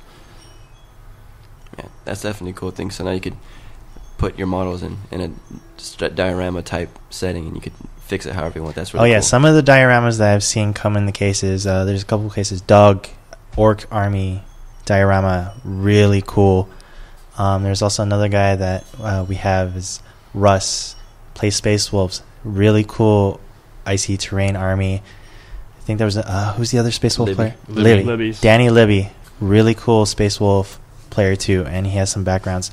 So you can get pretty creative. I haven't based any of my thing. I just use it just as a display or as a traveling case where I just put my guys in and I move it from back and forth. But I mean, for all those modelers out there and everybody that's into like the hobby aspect of the game, I mean, you can go nuts for sure. And you can check out some of those photos on our Facebook page. So we got a fan site where everybody's sending me if you've got our case and you've been pimping out your case with your army, send us photos and we'll put them up on the Facebook. Send pictures. Doug will definitely post them up there. You'll be on the internet. You'll be famous for like 15 seconds. A lot of people keep coming back to some of those photos. They can't believe that 2 Storm Ravens can fit in there on their bases. Just got to go to the Facebook page and check it out. Fantasy, Bob Skaven is in a full case. It's pretty awesome. And then what's new? We got T-shirts on the website. T-shirts are cool. Everybody likes T-shirts. Everybody's been bugging about, I want a T-shirt. They like the logo, so we put them up there. Yeah, who wouldn't like a nuke on a table? That's awesome. It's awesome. Logo. Everybody likes T-shirts. Nobody likes to do laundry, so just go buy more T-shirts. Yeah, just buy more. Just buy more T-shirts. Yeah, it's cheaper. And I've noticed with 6th edition, from a business standpoint, I mean, I see people, a lot of trays. A lot of trays are selling, so people are changing their armies up now that they got 6. They're rethinking their army lists. Yeah, that's a really good thing. I like how the trays are not that expensive. Yeah. It's easy to just go and get some new ones. You don't need, Yeah, so definitely check out the website, check out the Facebook page. I mean, lots of resources that are available to you and stuff like that. Honestly, I think it's one of the best carrying cases out there in the market right now. I mean, me and Danny both use it. Doug uses it. Brian's looking into it. Yep. So, I mean, definitely worth the money. Definitely worth the money. You can also check out Frontline Gaming. They have a review, I believe, Reese's. Shout out to you. He has one of the cases, and he vouches for it also, so definitely check him out. I think he posted a review on it, I think, on Daka. Yeah, there's a link for his video on Daka. Too. It might be on Bulls. I think the link's on Facebook, on our either our main site has a link to some of those videos, of those review videos. And if anybody has any kind of questions, like how does my army work with this? I was thinking about getting a case. This is what I have. Help me out. Just email us. We'll help you out. Yeah, so you'll definitely see that. One of these days, when I actually have time, I'll actually show you. I have a Necron Army, IG, and Space Marine Army, and I'll go through what I do with my case on some of the things, because especially with the Necron race, those guys are kind of big and kind of bulky. So I'll show you guys on how they look inside the case, and they'll definitely fit. So And I'm actually working on a Flames of War half case right now. yeah, Flames of War. Putting my Flames of War in a half case. It's a huge U.S. Army in my half case. It's going to be fun. Oh, to all you War Machine players out there, half case, definitely a good case for you guys. I mean, I know how big those armies can be, and just having your models in there and stuff like that, just having that type of case out there is definitely worth the investment. Yeah, I also noticed with Flames of War players in general, their terrain boards are like very good looking. It's like they're better than they're awesome. Most of the 40K and fantasy type tables I've seen. They take pride in their terrain and their army more than I've seen any other hobbyist. It's crazy. That's why my Flames of War case is taking me so long. My Flames of War army is taking me so long to do because I want to do it right. And I've got, each one of the display trays that is your shelf basically in our case is actually framed for a display. So you can take it out, set it down, and it's its own display. So I've got it set up to where I'm putting all the Flames of War terrain magnetized right into that display. So that'll make the case look so much cooler. Yeah, or just the army. Sure. It's awesome. All right, so definitely check it out. Tablewar.com. Doug Johnson, the founder of the company. So the liaison. For gamers, from gamers.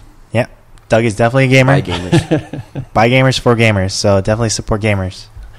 Indeed. So, all right, so we're going to go ahead and deviate from the normal 40K talk and talk about some geekness stuff other than 40K. I know definitely 40K is definitely a big thing in our hobby aspect in life and stuff like that too, but we also check other things out. So what the great thing about that is where we go play 40K, it's a game store first. So there's tons of games and a bunch of board games, card games. So we're like exposed to more than just a plethora of things. It's really cool, and so we geek out more than just Space Marines. Yeah, definitely living in San Diego too is a really big plus for a bunch of us too. Is just because, I mean, I do know that a bunch of us we game a lot too, but outside of that, we do other things, which I think helps balance our lifestyle out, so we don't go crazy and obsessed. Danny, what else do you do besides game? I know, Danny. What game, else? I sleep. I eat. Diablo 2. I still play. You do realize Diablo 3 came out? Yeah, no, I don't like Diablo 3. He still has, like a 95 computer or something. Yeah, he can't run. Like what type of Windows do you have on your computer, Danny? No, the only thing I need for Diablo 3 is a video card. But I don't know. I just like Diablo 2. It's like nostalgic for me too. I don't think the hamster wheel can go fast enough to power it up. I can't buy a brother. It's too big too.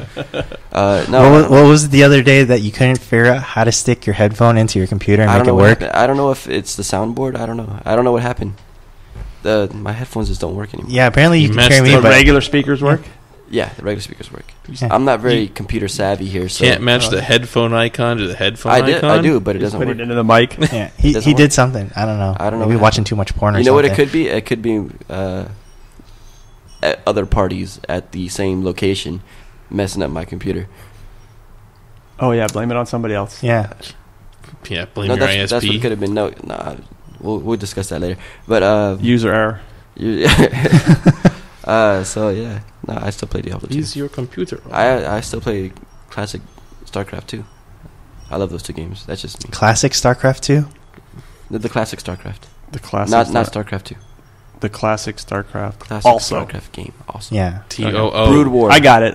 We got what you're saying. You just said classic StarCraft 2. I'm just like, StarCraft 2 just came out like maybe about a year ago. StarCraft also. Interchangeably when I'm bored of Diablo. All right, Danny. All right, so going back to this, Comic-Con, biggest comic convention in the world is back in San Diego this weekend. Dude.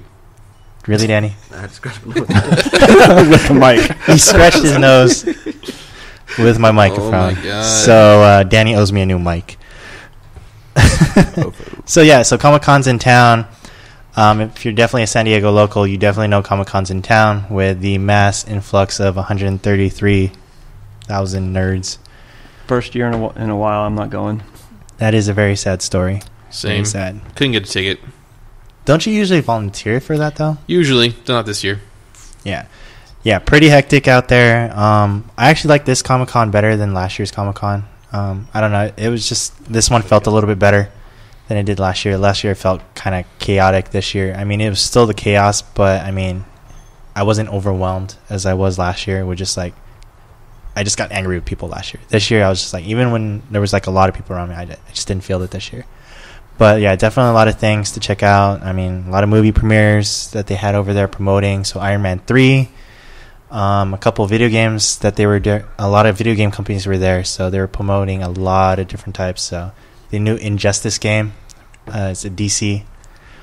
Are they at least comic games that were comics first, or are they just totally blowing off the whole comic part of Comic-Con? And there were some parts that were blowing off the entire Comic-Con, like just comics in general, but there was a lot of other stuff in there that was comics were really cool. So like, I think the Lego section had a bunch of the DC Lego Batman was there. Were so fun. Yeah, Lego Batman was there. Lego games are fun. The Lego games were there. Batman was highly promoted. They actually had a lot of the Lego stuff in there. They had a Lego Batman like built up, like a life size one, which was really cool.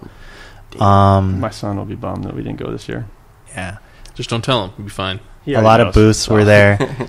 Actually, for this year, I know when I went last year, I only saw steampunk this year was really prevalent this year than it was last year.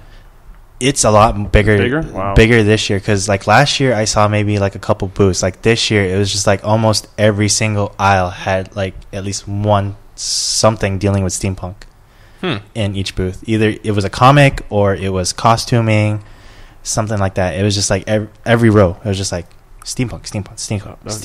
Those small little costume companies are making good money.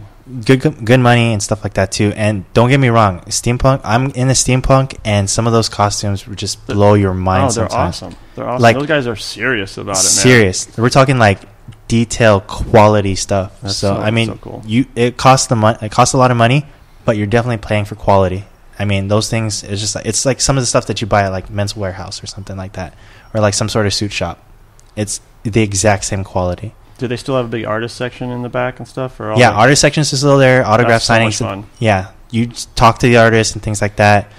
Did they have all the art on display on the the east side? Yeah, the big art display area. Yeah, art display area that took up about, I think, like a third, with the comic artists and then just the art on display too. So that was definitely a big thing. Yeah, just a lot of people there. A lot of people there. I mean, celebrities were out in flux. Saw a bunch of different guys like Carl Urban. He's going to be doing the new Judge Dredd movie, which they were showing previews for that. That thing actually looks badass. Sylvester Stallone, I like him. I like the guy, but that Judge Dredd movie was just dumb. This one, it's really the down, dark, and gritty, and like Carl's cool, yeah, he's a really cool. I think it's actually going to be a really decent movie. It holds true to the I'm just going to kill you type of aspect. I don't know, like they have tons of panels and stuff still. Yeah, tons of panels. Crazy lines. Oh my god. Oh my goodness. So speaking of crazy panels and lines, so I actually went this morning to try to get in line for the Firefly panel. Really? And yeah, they were having Firefly panel.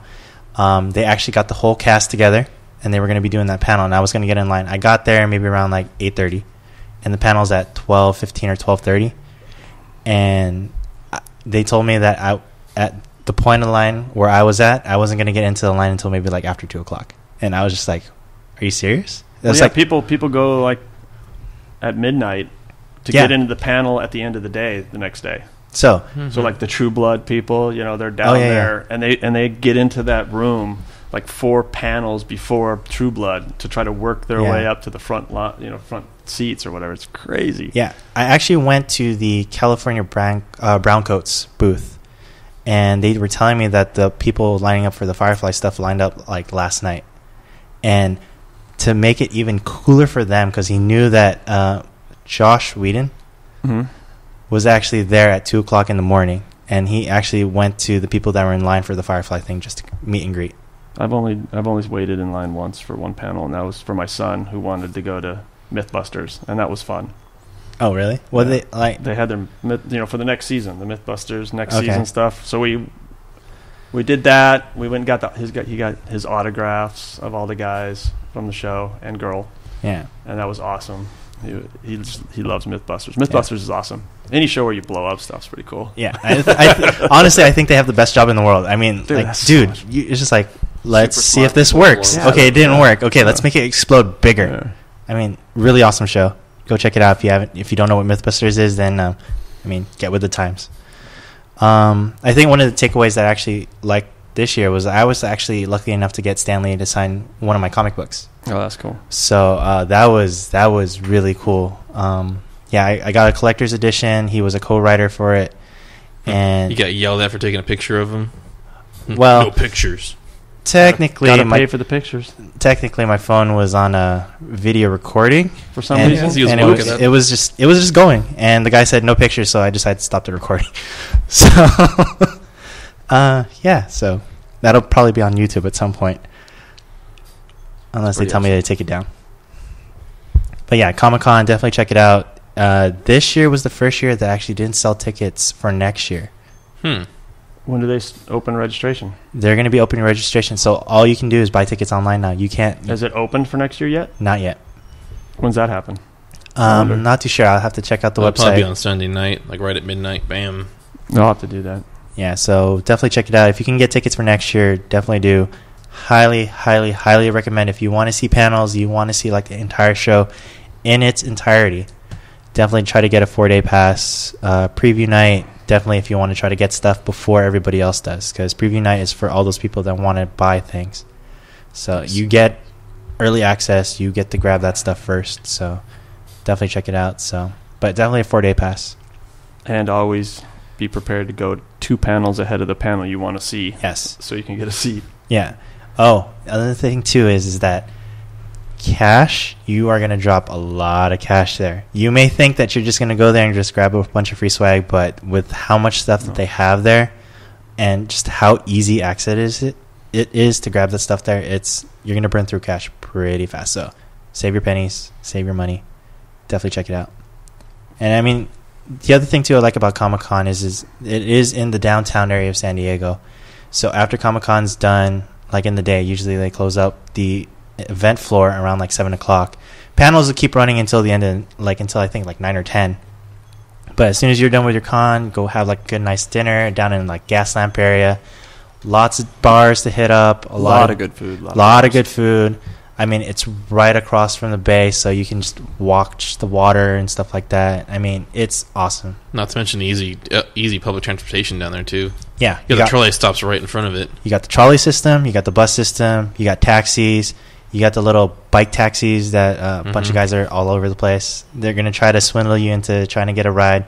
Sometimes it's good. After walking around, on your feet, it's like I'll pay $10 for you to. Yeah, so take me 6 blocks. Go. So yeah, definitely check it out. I mean, it's one of the best things. I really hope that Comic-Con stays in San Diego. It better. Yeah, because there was news of it going up to LA, right? Yeah, but I mean, San Diego's that was 2 years ago, though. Yeah, was it? But I think they had an agreement with San Diego that if they increase the size of the convention center, Comic-Con will indefinitely stay with San Diego. So did it get locked down here for a couple more years, or? Yeah. It's going to be locked down here. I mean, I know they're throwing ideas out with how to increase the size of the convention center, because I definitely think that the convention center is not big enough. Yeah, I mean, it's aging. It's aging, and I mean, with the influx of people that are coming and trying to get into these events and trying to just get in, I mean, we really need, for especially for San Diego, because I love San Diego, and I think this is one of the few events that we hold and just say that this is something that we have as a city. That I'm just like, we have to hold on to this, because I mean, come on, it's been in San Diego for like ages. What tabletop games did you see down there? War Machine has something down there, right? Yeah, I saw the War Machine thing. I mean, War Machine's awesome. GW hasn't been there in years. Yeah, I mean, I like playing the game and stuff like that. The only thing I thought that was pretty cool is they actually had a life-size Jack there. That's cool. Ooh, so you get a picture of it? No, I did not get a picture. Well, no I mean, I'm going to be there on Saturday, and I'll be there on Sunday. I was actually able to get a 4-day pass, so. That's the only tabletop game you saw? Tabletop, that was it. I mean, they had a bunch of board games. They had it's not Hugh Jackson, but is it Hugh Jackson? That Wolverine? makes like. That's Hugh Jackson, right? Okay, I'm thinking about somebody. Steve Jackson. Sorry, Steve Jackson. The guy made Munchkin and stuff like that, and a bunch of like other games. Yeah, they had like a bunch of Killer other Bunny's things. going to be down there too. Yeah. Did he get a booth? He did, but he was only allowed to sign for like an hour, and that was it. Oh wow. Yeah. So I mean, that was the only real big tabletop game that I actually saw down there was the War Machine. I mean, Comic-Con is more a comics and nowadays a movie type of con. Yeah, movies, So TV if you- shows. Yeah, if you definitely want to check out. Was Mythbusters ever a comic book? I don't think so. No, But they're awesome. Not yet. but they're Not awesome. yet. They're not, but you can definitely turn that into a comic book, I would think. But yeah, if you actually do want to just check out like tabletop games and things like that, like maybe like D&D or just anything like that, there's actually a second con actually that is parallel with Comic-Con. It's actually called Gamers Con. They actually had their starting year last year. This is actually the second year that they've done it. So that is predominantly with just tabletop games and video games in general. So they really don't touch on the comic book aspect. It's in downtown, so they do have a website. Go check that out. So if you're into games, go check that one out. If you're into comics, Comic-Con's definitely the mecca of just seeing things comic book related. So yeah, I think we are definitely going. I'm definitely going to go check it out. I don't know about you guys being able to scalp tickets, but Next year. next year. So definitely save your money. I mean, there's an outdoor event, but that's. I don't know if it's really worth making the trip all the way down there just to. Yeah. Definitely, if you ever decide to do, if you guys actually get tickets to Comic-Con or anything, just plan it, because you're going to have to take into consideration your hotel stay, transportation, and a lot of stuff, and that costs money. So, I mean, you're going to be putting a lot of money in just trying to get the tickets, and then you're probably going to be saving money to buy stuff at the con. So, definitely consider it a vacation, not just a trip. It is a Definitely. vacation. Definitely. Yes. Got the Rain Man here. Yes, definitely. Okay, so moving on. So we're actually going to be incorporating video game reviews and just things in general. Just we want to be a little bit more varied on our topics. I know you get tired of listening to 40K all the time, so we'll be talking about some video what games. we did instead of painting. Yeah, what we should have been, or what we did instead of painting. Is that the title of this one? Cool. Yes. Oh yeah. So video games. Danny, keep it clean. Hey, Yeah. what? I always keep it clean. So what have you guys been playing instead of painting? Star Trek, the card game. Star Trek, the card Star game. Trek, that That- game. Danny that's- is hooked. I'm hooked. Danny- Star Trek. Yeah. Well, one thing is that Trek, I said Trek, video Trek, games, Trek, but Trek. apparently Danny misheard me and said, Hey, you said what do we do instead of painting? That's what it Okay, that's- all hey. right. I don't play video games very much. I mean, I own an Xbox, but I haven't bought a game for 3 years now. Okay, so tell us about this Star Trek game that you've been playing. So it's a deck building game that you play, and the goal of it is to get better characters and capture small ships. I don't know. There's different missions if you're a Star Trek Fan? fanboy. But there's different Which missions you that are can play. apparently. No, He's I've becoming never one. watched any of the episodes. You'll start. I recognize some of the characters, but it's pretty cool. And so it's a deck building game. You just earn points, and Do you know what a Klingon is? I do know the Klingons. Good. Wrinkly forehead. That's exactly I what think a that Klingon is it's more than just a wrinkly Well, there's forehead. three missions, right? There's the Borg everybody mission? against everybody mission, Yeah, the Borg, everybody against the Borg, or Team. The Team. one. That's the Klingon one, isn't it? No, think it's the Romulan Oh, the Romulan Council one. Oh, okay. Okay, so there's actually 4 missions then. I think so. is there? Yeah, because if you have the If the you have free both for all, sets. you have the free There's for all. 2 Oh yeah, boxes there's now. 2 boxes. So yeah, there'll probably be 4. There's a bunch of them. Yeah, so Yeah, so I don't know. I think that game is awesome. the hardest one definitely is the Borg mission, because that is essentially all the players team up and fights the Borg card deck. So you have to fight cooperatively. But the longer that mission plays out, harder it gets to beat the mission. So you want to try to beat it as quickly as possible. It's my favorite game right now. You also been playing Magic too. I play like 2 games. No magic. No No man. Filthy magic. magic player wasting money I'm on gonna that. invest about $20 into the game, and that's about it. Yeah. You could have bought. How many paints is that now? That's about 6. No, not even that. Like 4. 4 paints for Yeah. GW. Paints will last you longer. It would. Okay, so I have been painting and not playing video games, so I really can't make too many comments on this one. but you've been playing Star Trek. I played some Star Trek, Yeah. but no video games. I played Okay. some Star Trek, but I've been doing a lot of painting lately, actually. Okay, cool. Got to get up the new army, He's actually been doing what we're supposed to be doing. The new secret army. the new secret orcs. The IG army. Hell, I eating finished mine, dude. The I new got my orcs Stormcloak with their done. secret allies. Tau. Oh god. Tau's better now. Tau is better. They're good allies. Yeah. You want that long range firepower, Tau is definitely there. How Yeah. about you, Brian? Well, I finished my painting, so take that. Oh, really? You did? The Yeah. Storm Raven's done? Hasn't been built yet, so All it your doesn't IG's need to be done? painted. IG's done? The color army's IG's done? gray. Grayscale. Grayscale. Grayscale army. You spray it gray and dip it. Done. The wolves will never get done because that's a camo scheme and that takes forever. But yeah, but I've been playing Left 4 Dead 2 because I like just mindlessly killing zombies for like hours. It's fun. That seems like a fun game. Speaking of that, for killing mindless zombies, one of the games that they were premiering at Comic-Con was the Walking Dead video game. This isn't the storyline one that's actually currently out right now that you can get on PC or I believe with the other console systems.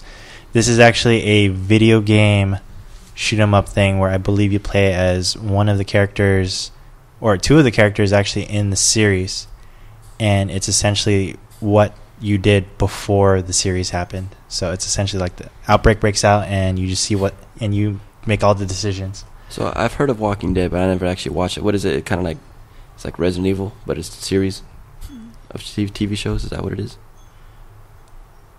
Less fantasy like.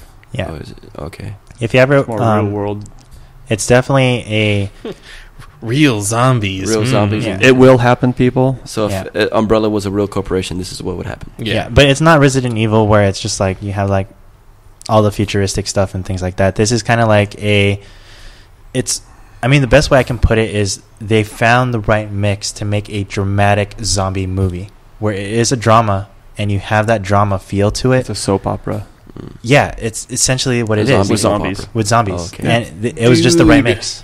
It was That's just the right awesome. mix. So you feel for the characters. There's a lot of character development and things like that. So it's not Is it a Mexican soap opera or English soap opera?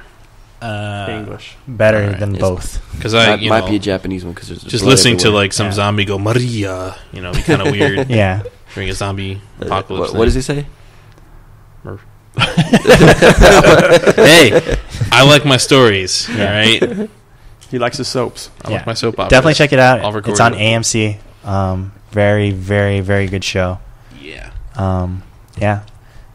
So speaking for me, I recently got the Secret World. It's an MMO. It's a modern day MMO actually, where there's not a lot of those out. So I think it's kind of the first one of its kind. It's essentially play as a secret society. So you have like the Knights Templar, the Illuminati, and the Dragon Society. Cool. And it's just like It's a real MMO? yeah, it's essentially a real MMO. So you play in like real like locations. So you're like in London, New York, Singapore, things like that, and you travel to different and you fight over different locations like Stonehenge and stuff like that. So it's definitely really cool. They put a lot of emphasis on the lore. So there's there's a lot of lore. So you're talking to people like I ran into Galahad from King Arthur, and he's like in modern times and he's still doing what he's doing, but he was like in a business suit and he was talking about all this stuff and like why he's here and why He was an NPC? you fight him.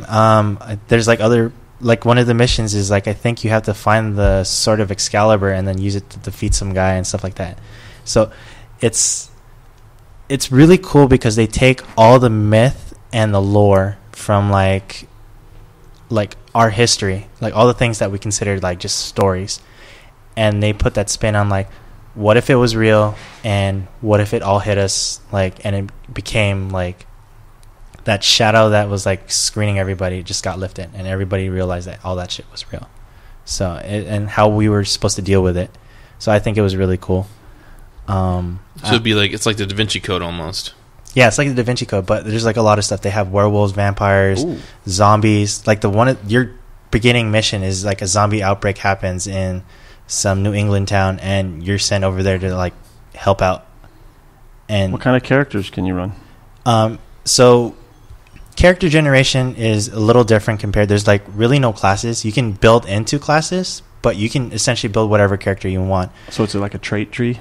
Yeah, there's like a trait tree. So there's different types of fighting styles. You can use magic. With the guy that I use, he's a gunslinger type of character. I use double pistols. You can have guys with like assault rifles. You can have close combat guys with like Wolverine type of claws, or you carry a big sledgehammer, or you fight with swords. So it's however you want to build your character, and the character design is you get to make the character look how you want him to look too. So you get real world clothes that you can buy with your fake money inside the game and stuff like that. And it's really cool because a lot of the they incorporate a lot of, like I was saying, the lore. They incorporate a lot of it. Like the 2 pistols I got was actually from a special event that I did prior to buying the game. I was actually able to get the pistols from Bonnie and Clyde. That's cool. So those are the 2 pistols I'm using right now. So it's a definitely cool game. Definitely worth checking it out. One of the cool things too is like there was a lot of support from EA for the gamer community. So like they actually posted online that a guy from this secret world was actually going to be at Comic-Con, and if you actually found him and you set a secret password to him, he would respond back to you and you got like a free gift. And what I got was a free t-shirt. So I went there and I found the guy, and he was just like, I said the word, he responded back like they told me that he was going to respond back, and then he was like, here, you got a choice of a free t-shirt, which one do you want? Cool. So I thought that was really cool. I mean, just to put that out there for the gamer community, I'm just like, dude, that's awesome. So they were really into just making it a full-blown experience. So I definitely like the game. I'll probably get back into video games as soon as PlanetSide comes out. I've been taking a break from video games for a while, but yeah. I think when PlanetSide I think that's definitely one of the games that I'm very interested in too, was especially seeing a lot of the trailers for PlanetSide 2. If you don't know what that is, it's a first-person shooter, but with like essentially like global war type of battlefield. So you fight over sectors and things like that, and it's real time. So check out the trailers; they're pretty cool looking. Check out the trailers. Definitely check out, I believe, Total Biscuit. He is a video game commentator and analyst and reviewer. Totally cool guy. Check out his website or YouTube channel. And he did something at EA convention, and he was there with I believe it was some of the producers and things like that for the game, and it was definitely a cool experience. Yeah. SOE, Sony Online Entertainment. Oh yeah, Sony Online. That's who's doing it. Yeah. So any other games? Oh, Brian, what was the game that you looked up? Oh, dude, MechWarrior Online's coming out soon. MechWarrior? Online, yeah. So it's like World of Tanks, but with mechs. Time to get the joysticks back out. Oh, hell yeah. You're going to build little pods. Yeah, MechWarrior Online, for all those people that used to play MechWarrior, it's coming back in a big way, especially with how online multiplayer works nowadays, with how much support it has now. It's going to be crazy. Oh, my God. Super customizable mechs, all sorts of good stuff. Customizable mechs. I mean, you're going to see, like, Hellcats and the Thors coming back. Yeah, but it's not just, like... And the way this game works is you don't want to have just the biggest, baddest mech, because then you can be slow, and you can be outmaneuvered and shot to pieces. So they want to have teams of, like... You have light mechs and medium mechs, and your giant assault mechs just, rampaging through the little battlefields. Cool. Yeah. Jump mechs. So stupid. Another plus for that game, too. Gundam mechs. It's a free-to-play game. Yeah, free-to-play. Free-to-play. No subscription. It's free-to-play. Yep. So, but if you want that gun upgrade or a little extra, they're probably going to. Yeah, I think they're going to be 50 cents. Yeah, they're going to be doing through the microtransactions. So definitely save your pennies. But yeah, I mean, I'm a MechWarrior fan, judging from the table, except for Danny, because he hasn't said shit for like good 10 minutes. I'm not really into his eyes are glazing over. Games. He doesn't like battle mechs. He's lame. Doesn't like giant robots. I'm more into tabletop and board games. That's just what I BattleTech. BattleTech. I used to play BattleTech. There you go. There, it's MechWarrior, BattleTech, big robots, guys inside. You shoot people. How do you laser beams, machine guns? Go play the tabletop version. I have played the tabletop version. There you go. Okay, so now you can play it online. It's free to play, Danny. Come on. I know. I just like having the little models in front of me. I don't know. That's just me. You have the little models in so front of you. So you like touching the little models, but you don't like to pretend that you're actually in the model. Yeah, because it becomes a video game. I don't know. I just don't. It's a different social aspect, I think. It's very much so because I like the whole interaction between people in front of you type thing. Yeah, I can feel I'm for a that big one. fan Now of you that can too. smack talk on a whole new level. You can be an internet tough guy. Internet Yeah. tough guy. I know a lot of internet tough guys, and Yeah, there's Internet smack talk is just Yeah. noise. It's just annoying. what I don't like about internet tough guys is that they're so tough online, and They're then all when I 12? meet them in real life, they're freaking sweetheart, and I'm just like, what? Or they call you out on a forum and they know you personally and they see you, and then when they do see you, it's like that conversation online never actually happened. They just kind of like, hey, what's up, man? It's like, I'm gonna fuck you up. Danny, you're just angry. You're an angry short person. I'm not even short. Oh, I'm the average size for a male. Why are you sitting on a phone book? What? Average size for a male? Yeah, I'm like the A average. male what? 5'8"? You're Human 5'8"? sapien. I'm 5'7" and 7. 5'7" and 7 quarters.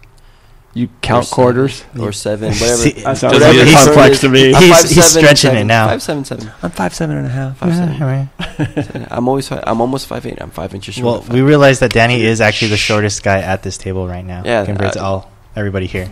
Even with George here, he's still the shortest guy here. George here. Even with George, what are you talking about? That guy is a freaking giant. He's like 6'4", isn't he? He definitely breaks 6 foot. I don't know if he's 6'4" though. He's tall. I definitely got the Filipino and the Mexican genes in me. I'm Filipino. I'm taller than you by like a long shot. You're not that much taller than me. But Mexicans are notoriously short too. Midgets. Well, Midget. you're SOL then. Yeah. All right, so last topic for today that we're going to be talking about is War Machine. So I think out of everybody here, 3 of us actually have armies, and 1 guy's Oh actually yeah, I don't looking have an into army. it. Yeah, Looking but into Signar, whatever they're Sigmar. called. Whatever. The Nar. Ultramarines of War Machine. the blue guys, the That good everyone guys. hates, apparently, which sounds Yeah. I awesome. definitely like the game because it's small scale. You don't have to buy too many models, and there's giant robots. It's definitely one of the top. I don't want to say it's the number 1, but I definitely think it's it's one of the top skirmishing games out there. My opinion, I think Infinity still beats it out. I like Infinity system a lot better than I do with the War Machine system. Are we talking mechanics? Are we talking... Just like the feel. Squad based. I mean, you got a bunch of guys against Flow. the flow. It's just like I don't know. I like the system better for Infinity. But I do like the lore a little bit better in War Machine because it is steampunkish. I think the models are pretty cool, too. Yeah. The models are awesome. like Some the- of them. Dude, Yeah, the some of them chess can be- aspect is nice, too. Some of the old right. models, but they did redo some of the old models. So a lot of the newer stuff that's been coming out has been pretty cool. But I mean, some of the old models, I they're think old it's- models. Weights. The Yeah. ones I don't like, I think it's a taste thing more than the model not being good. There's some of them not my kind of thing. Like Tau. I'm not into Tau for 40K. You don't like I don't. Yeah. Blue I don't- fish? I don't. Like I don't Sisters of Battle. yeah. you don't like Not fish with like hooves? Danny didn't like Sisters Fish with Battle. hooves? I'm like Tau doesn't seem to fit Yeah. for me. They're Gundam. a cool army. You don't Dude, like the Gundam Gundam is in rad. 40K? Gundam 40K? No, I don't like Gundam 40K. Why not? Katana wielding Tau. Come on. Well, the only thing that's missing from Tau is the battle suits turning into planes. It's the only thing that's missing. That would be cool. Oh, that's Robotech right there. Yeah. That would be funny. Robotech.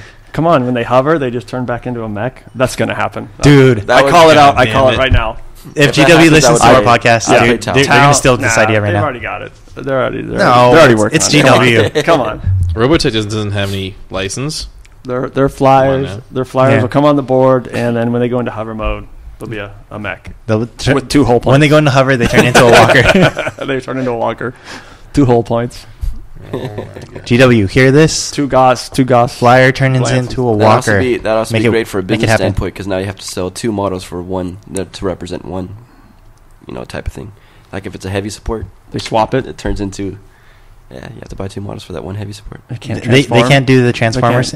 Why not? You can do the The legs- Transformers. that's too many just come moving down. parts. Dude, they already have plastic models that do that. I have some of those Gundam models that do that. Yeah. Epion, for crying out loud, does that. Yeah. Wing Zero does that. It's made out of plastic. You glue it together and it works. It's just the molds are going to be a little bit different, but they can make it work. Danny's not a hobbyist. No, he's not. No, I glue them together, I paint them, and then I roll dice. Yeah. What's your army? Dark Angels. No. I thought we were on a War Machine hordes K-Door. topic. Sorry, we're getting off topic. K-Door. Army. I love them because of the biggest warjacks in the game. Biggest, toughest, heavy warjacks. Slow. They don't have light warjacks. They don't believe in light warjacks. They're like, we want the biggest, baddest ones. And I took hordes, circle. Yeah, circle. I have Menoth, so I have the Protectorate, the Catholic, set you guys on fire. Yeah. I've got other armies. Religious but I think bunch. Circle's my army. Then we have. I definitely like the Protectorate just because, like, I mean, come on, Spanish Inquisition. You don't believe in what we believe? Okay, we'll set you on fire. I think they definitely have one of the armies that have the most synergy between models than any other army in the game. No way, man. Who? Sigmar. The Protectorate. Signar, whatever you want to call him. How with their battle hymns and The that which kind ones? of stuff. The Protectorate, his For War Machine. Yeah, for more Hordes, it's circle, I think. Yeah. There's a lot of synergy that has to go with my army. I have to have guys that support other guys. I can't just have like a dude just go run up and just smash face. Yes, and that's not K-Door where you have a Juggernaut. Yeah. K-Door or Crix who have like Nightmare or DJ. So DJ is Death Check. So yeah, I mean we don't have a lot of smashy. We have to have a lot of synergy with us. So it's a lot of just instead of sending one guy, I have to send a guy in with support or something is supporting another guy. Style. Yeah, very finessey. A lot of flame templates. I don't even know that. I'm so new to the game. Yeah. Yeah, a bunch of us. I mean, I'm just learning. Yeah, Doug's just learning. I've been on hiatus for I think several years.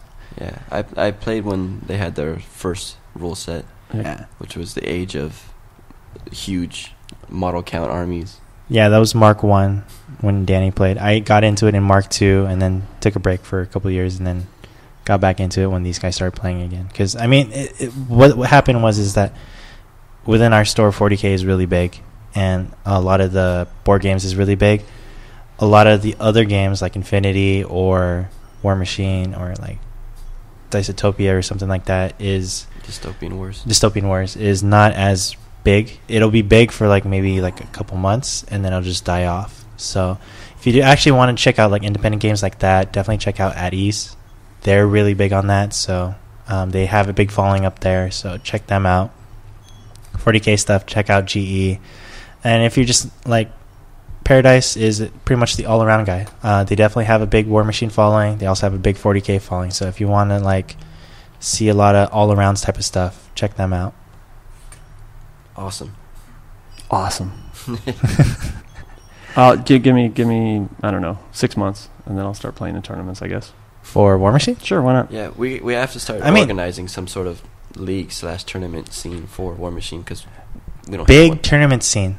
Just to plug in one of our friends, Ross, Kingdom Con, holds one of the biggest. I think he holds one of the biggest, but that's from my experience, one of the big War Machine tournaments. So it's over on the West Coast, I think. On the West Coast. Yeah, he's a big. So War Machine yeah, check out KingdomCon.com.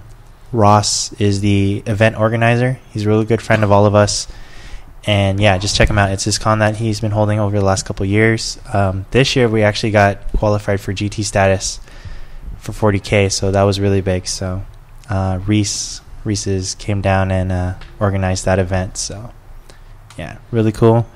I think this year I'm probably not going to be playing in this year, but I'll definitely be doing hopefully a live. If we can get this podcast up and running a lot more, hopefully by that time we'll be doing some live broadcasts from there and then posting that stuff like live feed, live streaming. I'm not saying anything. I want to do some Ustreaming. We should do some Ustreaming, some live games. Ustream with some couple cameras and all that. Yeah, I'm actually starting to set that up right now. So you know what we should Ustream? We should get together. A Magic Draft. Oh. We should Ustream our Magic Draft. Magic Draft for the Ustream and just see how bad we are. I am a terrible Magic player, just to let everybody know. Yeah, me too. I am terrible. We're gonna have. I mean, I can hold my own, but dude, if you have like any concept of how the game works, you will smash my face in. All the new stuff. I used to play back. What we're gonna have back is during Revised. So Yeah. I dust off my cards and I'm like, huh? What's that do? What we're gonna have is a bunch of guys playing card games with one guy screaming at the rest. Who? What, Yeah. George. Okay, George George. plays He's for- a super active Magic player. Yeah, Oh, George. is he really? Yeah, George is actually I think out of our group, he's probably the resident Magic player that has like a good concept of how to play the game. Cool. At least we got one person. He's current with all the cards, so if he's in our draft, he's probably going to win the draft because Yeah, we're gonna be like, what? I suck ass. Yeah. So yeah, definitely check it out. We'll probably be posting up Ustreams hopefully when we have more time Start and streaming some things 6th like edition that. games. And some War Machine games, Booster Draft, and a bunch of other fun stuff. yeah, we'll be posting battle reports, not video game battle reports, but actual tabletop battle reports. Video game battle reports. I like that. Video game battle. We should Play actually some Dawn of War 2. Or Dawn of War, the No way to original. play one. StarCraft 2. Oh, There you go. We'll live stream some Space StarCraft. Marines, kind of ish. I don't have it for PC. I only have it for PlayStation 3. What? StarCraft? Space Marine. Oh. Whoops. Damn. Everybody's played 6 there, right? Yeah. Yes. Yeah. You have? I mean, I played a couple of practice games in, but... Or when I say a couple, I mean one.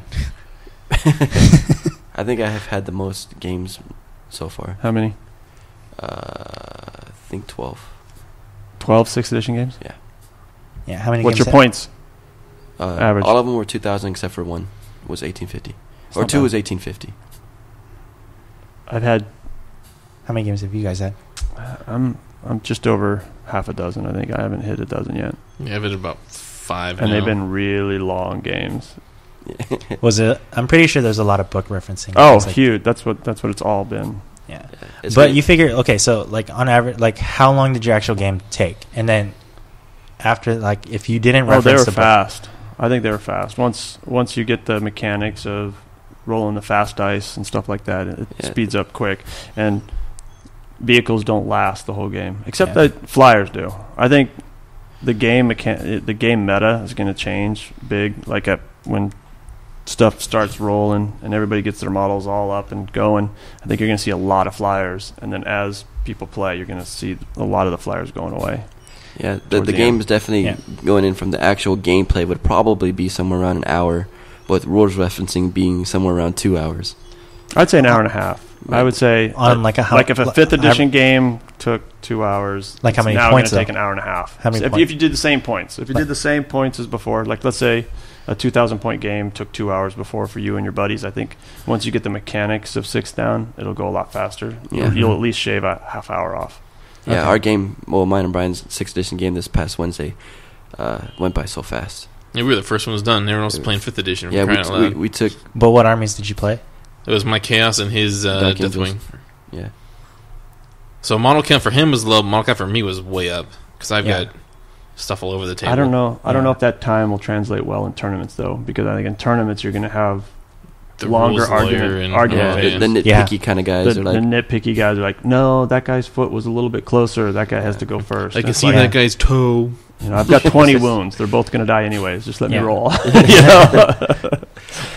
Yeah, there's a lot of things in there that it's going to slow, like, yeah, the argument phase is definitely going to slow down tournaments and things like that. But The can I see the model or not to shoot at it? yeah, or yeah. the if I focus fire on one unit and it says I can only take out wounds from that specific unit, but I do a lookout sword for that guy, can I take it from another guy and like cover that type of another thing? thing that's going to be big is the modeling for advantage. People who come with power swords out of the box when you buy them are now going to have little pieces of an axe sticking off of the sword, so people would have power axes instead of swords. That's going to be a big problem. I don't. Don't you have to pay for that still? No. It's power It's weapon. whatever you decide Yeah, to the model power on weapons it. come sword, staff, and axe. So everybody's going to be buying the forge rolled axes now? I don't Not think even that. so. They'll just put plastic Yeah, card on just their put a weapon. piece of plastic Okay, in. so What if I do a chain axe? okay. Then you have It's a chain sword. sword. It's a chain weapon. Okay, my opinion on this with the power weapons, I think out of all the 3 power weapon varieties, not counting the ones with special rules where they say they're just AP3 like halberds and stuff like, but the ones that they actually have in the rule book, so the power sword, the power axe, and the power maul. I think the maul is probably the weakest of the 2, The 3, yeah. or of the 3. I'm sorry, but the power axe and the power sword, each has their own benefit. But I think they're both used in different situations. Because the axe, you're going last, and you're still striking an AP2. I mean, But you're strength 5. You're going to see IG with Power Fist now. Sergeants with Power Fist. Strength 6 Power Fist. Yeah. Why not? Yeah. Yeah. What is it, 5 more points? Then a power weapon? Yeah. Yeah. 5 more points for a fist. Yeah, it's 15 instead of 10 for a power weapon. I don't know. That's a good buy because now that's a good buy, and then you get +1 on a vehicle too. Yeah, AP2, the +1 on the vehicles. Yeah, you get the lookout sirs, and then they can't be picked out anymore. And you're doing easier, with all the Terminators you're going to see in 6 now. Mm-hmm. Yeah, Terminators. They're going to come back in a huge way in 6th edition. Yeah, I think axes balance out the incoming of Terminators because then you can take out Terminators, but the swords have their place. I mean, they still take out power armor. I mean, you don't count them out, and you're striking at initiative as opposed to striking at I1, so you don't run the risk of your guy. Yeah, lightning claws are still good too. Yeah, you guys are talking about in a game that I'm talking about the aesthetic of it, where you buy like a box of Harlequins and they all have swords that come with the model. People are just going to put axes on the end of them. That's what I'm saying. The modeling for advantage thing. I don't like that. That's what I'm talking about. How is that different from converting? So I mean, if they literally converting was just for a look, and now it actually means something. Do they mention anything in 6th on conversion? I don't know. I didn't see anything. I didn't see anything. Wasn't it like back and forth or conversion third or fourth? They talked about like orc conversions, like could be bigger but not smaller kind of stuff. Yeah, yeah. Because I know when you put people on bases, you could base up but not down. Mm-hmm. Yeah, but I mean, I'm not sure about 6th.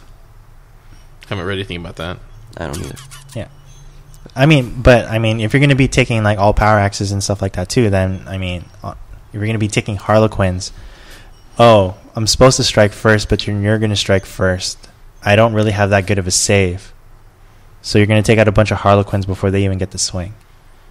So it balances out because you strike last. That's the reason why the axes are striking at I1 is they're balancing out for the higher strength. You're taking a bigger swing. You're going to be striking last. So all those axe goes at initiative 1. Yeah. Why would you take Harlequins with axes? Yeah. Danny. Because he's a fool. I'm not saying Harlequin. I just use that as an example. I'm not taking Harlequins with axes. Yeah, but I mean, like most of the things that can take that type of a power weapon are something that's upgradable. So your sergeants or things like that, or everyone's favorite. You know who it is. Went from I6 to I1 in one FAQ. Oh, Karn. God damn it. Karn? Karn's I1 now? Because he has an axe. Gorechild is counted as a power axe. They FAQ'd that even, right? Yeah. Oh, wow. The 2 best chaos... so now he's initiative... He's got strength 7, but he's I1. Yeah, the 2 best chaos characters become the 2 worst now. Yeah. Abaddon has a power sword. And the opposite now is Ahriman and Typhus become the 2 best characters you can take. Well, what about Meph? Oh, yeah, now he's just a... You throw a Terminator squad into him and he's just boned. Because he just has a force. He's AP3. He's AP3 force sword, but right? you could put you could model it into an axe now, right? Is that what you're saying? Well, unless I'm saying because he comes with the sword. I mean, now you're gonna have to chop off his hand and put an axe on it. Did they actually specify what actual weapon he's carrying? Is it a special? Sword. It is a power sword. It is a power sword. So you can't. That's rough. Yeah. So I don't feel bad though. Yeah, if your army specifically states that it is a power sword or like whatever, I mean that's fine. If it doesn't say if it's a power weapon, I mean, there's not too many. Meph doesn't fall under the unique special rule. It's just a force weapon. Okay, it's a force sword. Yeah, and in the book it's AP3. Yeah, so it actually specifies in his codex that it's AP3 or it's a force sword. Yep, it's a force sword. Okay, so yeah, I mean, what I'm saying is that I know you're not going to see. People are not going to be taking them anymore. Yeah, you're not. Yeah, yeah. I mean, swords have their place. Axes have their place. I mean, one is not better than the other, in my opinion. It's just like how you want to use it. Well, now, with people like Meph, I mean, if you don't want to get your ass beat by just a regular Terminator, then you're going to have to chop off his arm and make an axe out of it. Mm-hmm. But you still have the... you're give him Power Fist. Yeah. I don't have Power Fist out there. I guess maybe it just be my opinion, because I'm not into the whole converting modeling type thing. I just like to... Whatever they come with, that's just my thing. GW made it a certain way, put it on there a certain way. You're a purist? I guess. I don't know. I think you're a purist in the sense that you just like the model as it comes in. Like, I mean, with my Raven Guard, my fluff is like, I'm all about the damn thing. Yeah, but like, I'm going to convert it or find models and pieces and bits and things like that to convert it to what my army is. Like in a normal assault box, I don't come with lightning claws in my assault marines. And with Raven Guard, it's all about the lightning claws. Yeah, but see, it's an option for you to have lightning claws. Yeah. It's not an option for people to buy a power weapon and just throw an axe on the dude. Yeah, it is. Look at the assault marine box. It comes with you an get a power axe. sword, an axe, and a power fist. Yeah, it comes in the box. So what are you gonna do? I'm gonna choose the axe. I'm gonna choose the power sword. It depends on what you want to do with that squad. It could be a new 6th edition thing that they're doing, right? No. Yeah. Well, I take orcs because I like converting. I'm Yeah. the opposite of Danny. It's You all about the dude. Your army conversion. comes with axes. All you just say it's power, because orcs believe They're it all is. power because All orcs power. believe. They're chain axes. Oh god, old school chain axes. Yeah. Yeah. Your armor save is now a 4. They're choppas. Choppas. Same thing. No. Did They're they different. change big choppas and all that, or no? No, I mean, I didn't. I think they're just two-handed weapons. Two-handed just two-handed says chain, you just don't get an whatever. extra attack when for two close combat You don't weapons. have too close combat. Lame. Yeah, but Still strike besides 7 on the charge. that, yeah, True. It's Yeah. not bad for 5 points. Add initiative 2. Knobs are 3. Knobs are 3. Oh, I'm sorry. They're not 4 anymore on the charge. which I think Yeah. hurts. That A little hurts. bit. That hurts the knobs. Yeah, Mm-hmm. You might as well just take all claws now. yeah. Because you're striking. Most stuff is going to hit you either beforehand or simo with you anyway, so you might as well just take the claws. Yep, the orc on orc action just got even more interesting because now instead of swinging first, you're going simul, and then it's like, okay, well, just take boys away from each that other. just breaks the advantage of the charge. Mhm. Yeah. Not so happy with that one. Yep. The furious charge. Can't go to ground because you're fearless. So basically, And you double assault. all fearless models in 40k now are stupid. Yeah, double assaulting. They're not smart and You don't get fearless. your +1 attack anymore. Yeah. Oh, when you When you multi-charge. multi-charge. That's big. But you might not want to multi-charge with orcs because 2 squads snapshotting against you. That's Two not a squad good idea. snapshotting, you Or lose your Overwatch, furious yeah. charge, you lose your extra attack. There's no point in multi-charging like with big squads anymore. You just, Unless you got knob bikers, then you just don't care. You're gonna smash them in Yeah. the face anyways. yeah, because they're more specialized I towards don't it. need that extra attack to And kill then you. you roll No. 6s to hit with 30 dice, and you just snipe his independent character. Dude, Or not anybody. biker squad. It's all characters. It's all characters. It's all all your 6s, characters. You get it going. It's all to those whoever 4 you want. guys. Oh, look, this guy has 1 left. I'll take it on this guy back here. Wait, how are you going to be able to snipe those guys out? No, I'm talking about they get to snipe whoever they want. Yeah, they do because Oh, they've yeah. all got the claws. Oh, I yeah. got precision strike, or whatever it's called. Yeah. Shot. They're Yes, just like sir. that guy All right, takes it, make that guy- 30 lookout sirs for your sergeant. Yep. Yeah, Those bikes will But be. I will Those know. bikes will be targeting Meltas. Meltas. My knobs challenge. All of them. The Council of Knobs. Well, no, because your bikers your bikers don't get insta killed That's from the thing, Meltas though. anymore. No, they don't. They don't get insta killed from Meltas, but they can take out Meltas, so that the Meltas don't hit the battle wagons or the trucks. Yeah, But you're not really And- going to care about that when you assault them with a knob biker squad. you're Who not cares about biker the squad. melter? You're going to kill the whole squad. You should be able to win that. If you're shooting, if you're Yeah. not going to assault that turn, outflank. How many points is a knob biker with Power Claw? That seems like it'd be a That's pretty like expensive 55 unit. points. The cheapest without any other upgrades is like just under 60. Yeah, that's going to be Damn. huge. Damn. Well worth it. Yes, Yeah. So you 'Cause could you have, have- like 30. yeah, you have the Doubles, five, cyborg two. body. And You just pay for the cyborg. You They buy already the have me- a 4 You buy up. the dock. You buy the pain boy. and a war boss and a bike. Put just and a that's war now boss the on a troops. bike. They still get their 4 up because they're a special smog rule thing in the codex, right? That's for cover. Then they get a regular 4 up, Yeah. They have a 4-up armor save. and then. So it's 4 up, and then. But in the new rules, which is cool, is the new night fighting. They already have a 4 up cover, so now it becomes a 2. so now it becomes a 3 A if they're 3 or a certain 2. far away, or if they're over 24. Now they got a 2 up cover save as Yeah. they're flying at you. It's Or- nasty. Yeah, Somebody, the I know other thing- someone who's bringing Imotech here. yeah. The other thing too Who? is with the night fighting rules too is that you can stack stealth on stealth. So like if a squad has stealth, because they're saying that based on like the distance you are, they gain stealth again, or they gain shrouding based on how far you are. Yeah. If a scouts, like my scout squads that I usually run, have camo cloaks and they have stealth and they're in the distance of stealth, that stealth plus stealth stacks. So it now gives- it's shroud. now it becomes a shroud. Wow. Or you can have stealth and shroud, or you can have shroud and shroud. So, but you can only have a max cover save of 2. So you can only, Oh, wow. But that's big. yeah, Yeah. Oh, no. 2 Yeah. up save. yeah. So that's don't- Yeah. I mean, if 50% of the games are going to start with night fighting, a lot of the orc players don't even need to take the Kef mech anymore, because all you need is 25% of your battle wagon. You got cover. Yeah. Or you can even, I think it's like the warlord trait that lets you fight in night fight first turn guaranteed. Well, yeah, one of the warlord traits is it's always night fight that first turn. Yeah, you don't even have to roll for it. You just like night fight. It's like Emotech night fight. So, Emotech's really huge. Yeah, but he can't be a warlord if he's your ally. Yeah. Yep, So you can't get the 4-up steal. So I can't take Emotech with my orcs and do a 4+ steal against the other people. But that's if I decide, you can take orc allies, That's and why then I now took they the can't other way steal. around, Then yeah. they can't steal on you. yeah, Yep. So that's my running around my head. I just take one war boss and a little tiny little squad of I guess just boys, and it's like, okay, Necron players can't steal on me ever. Fantastic. yeah. Or if I play Necrons, I'll play Emotech, have an orc ally for some reason, and then it's like other Emotechs can't steal on me, but I can steal on them if they don't have an orc ally.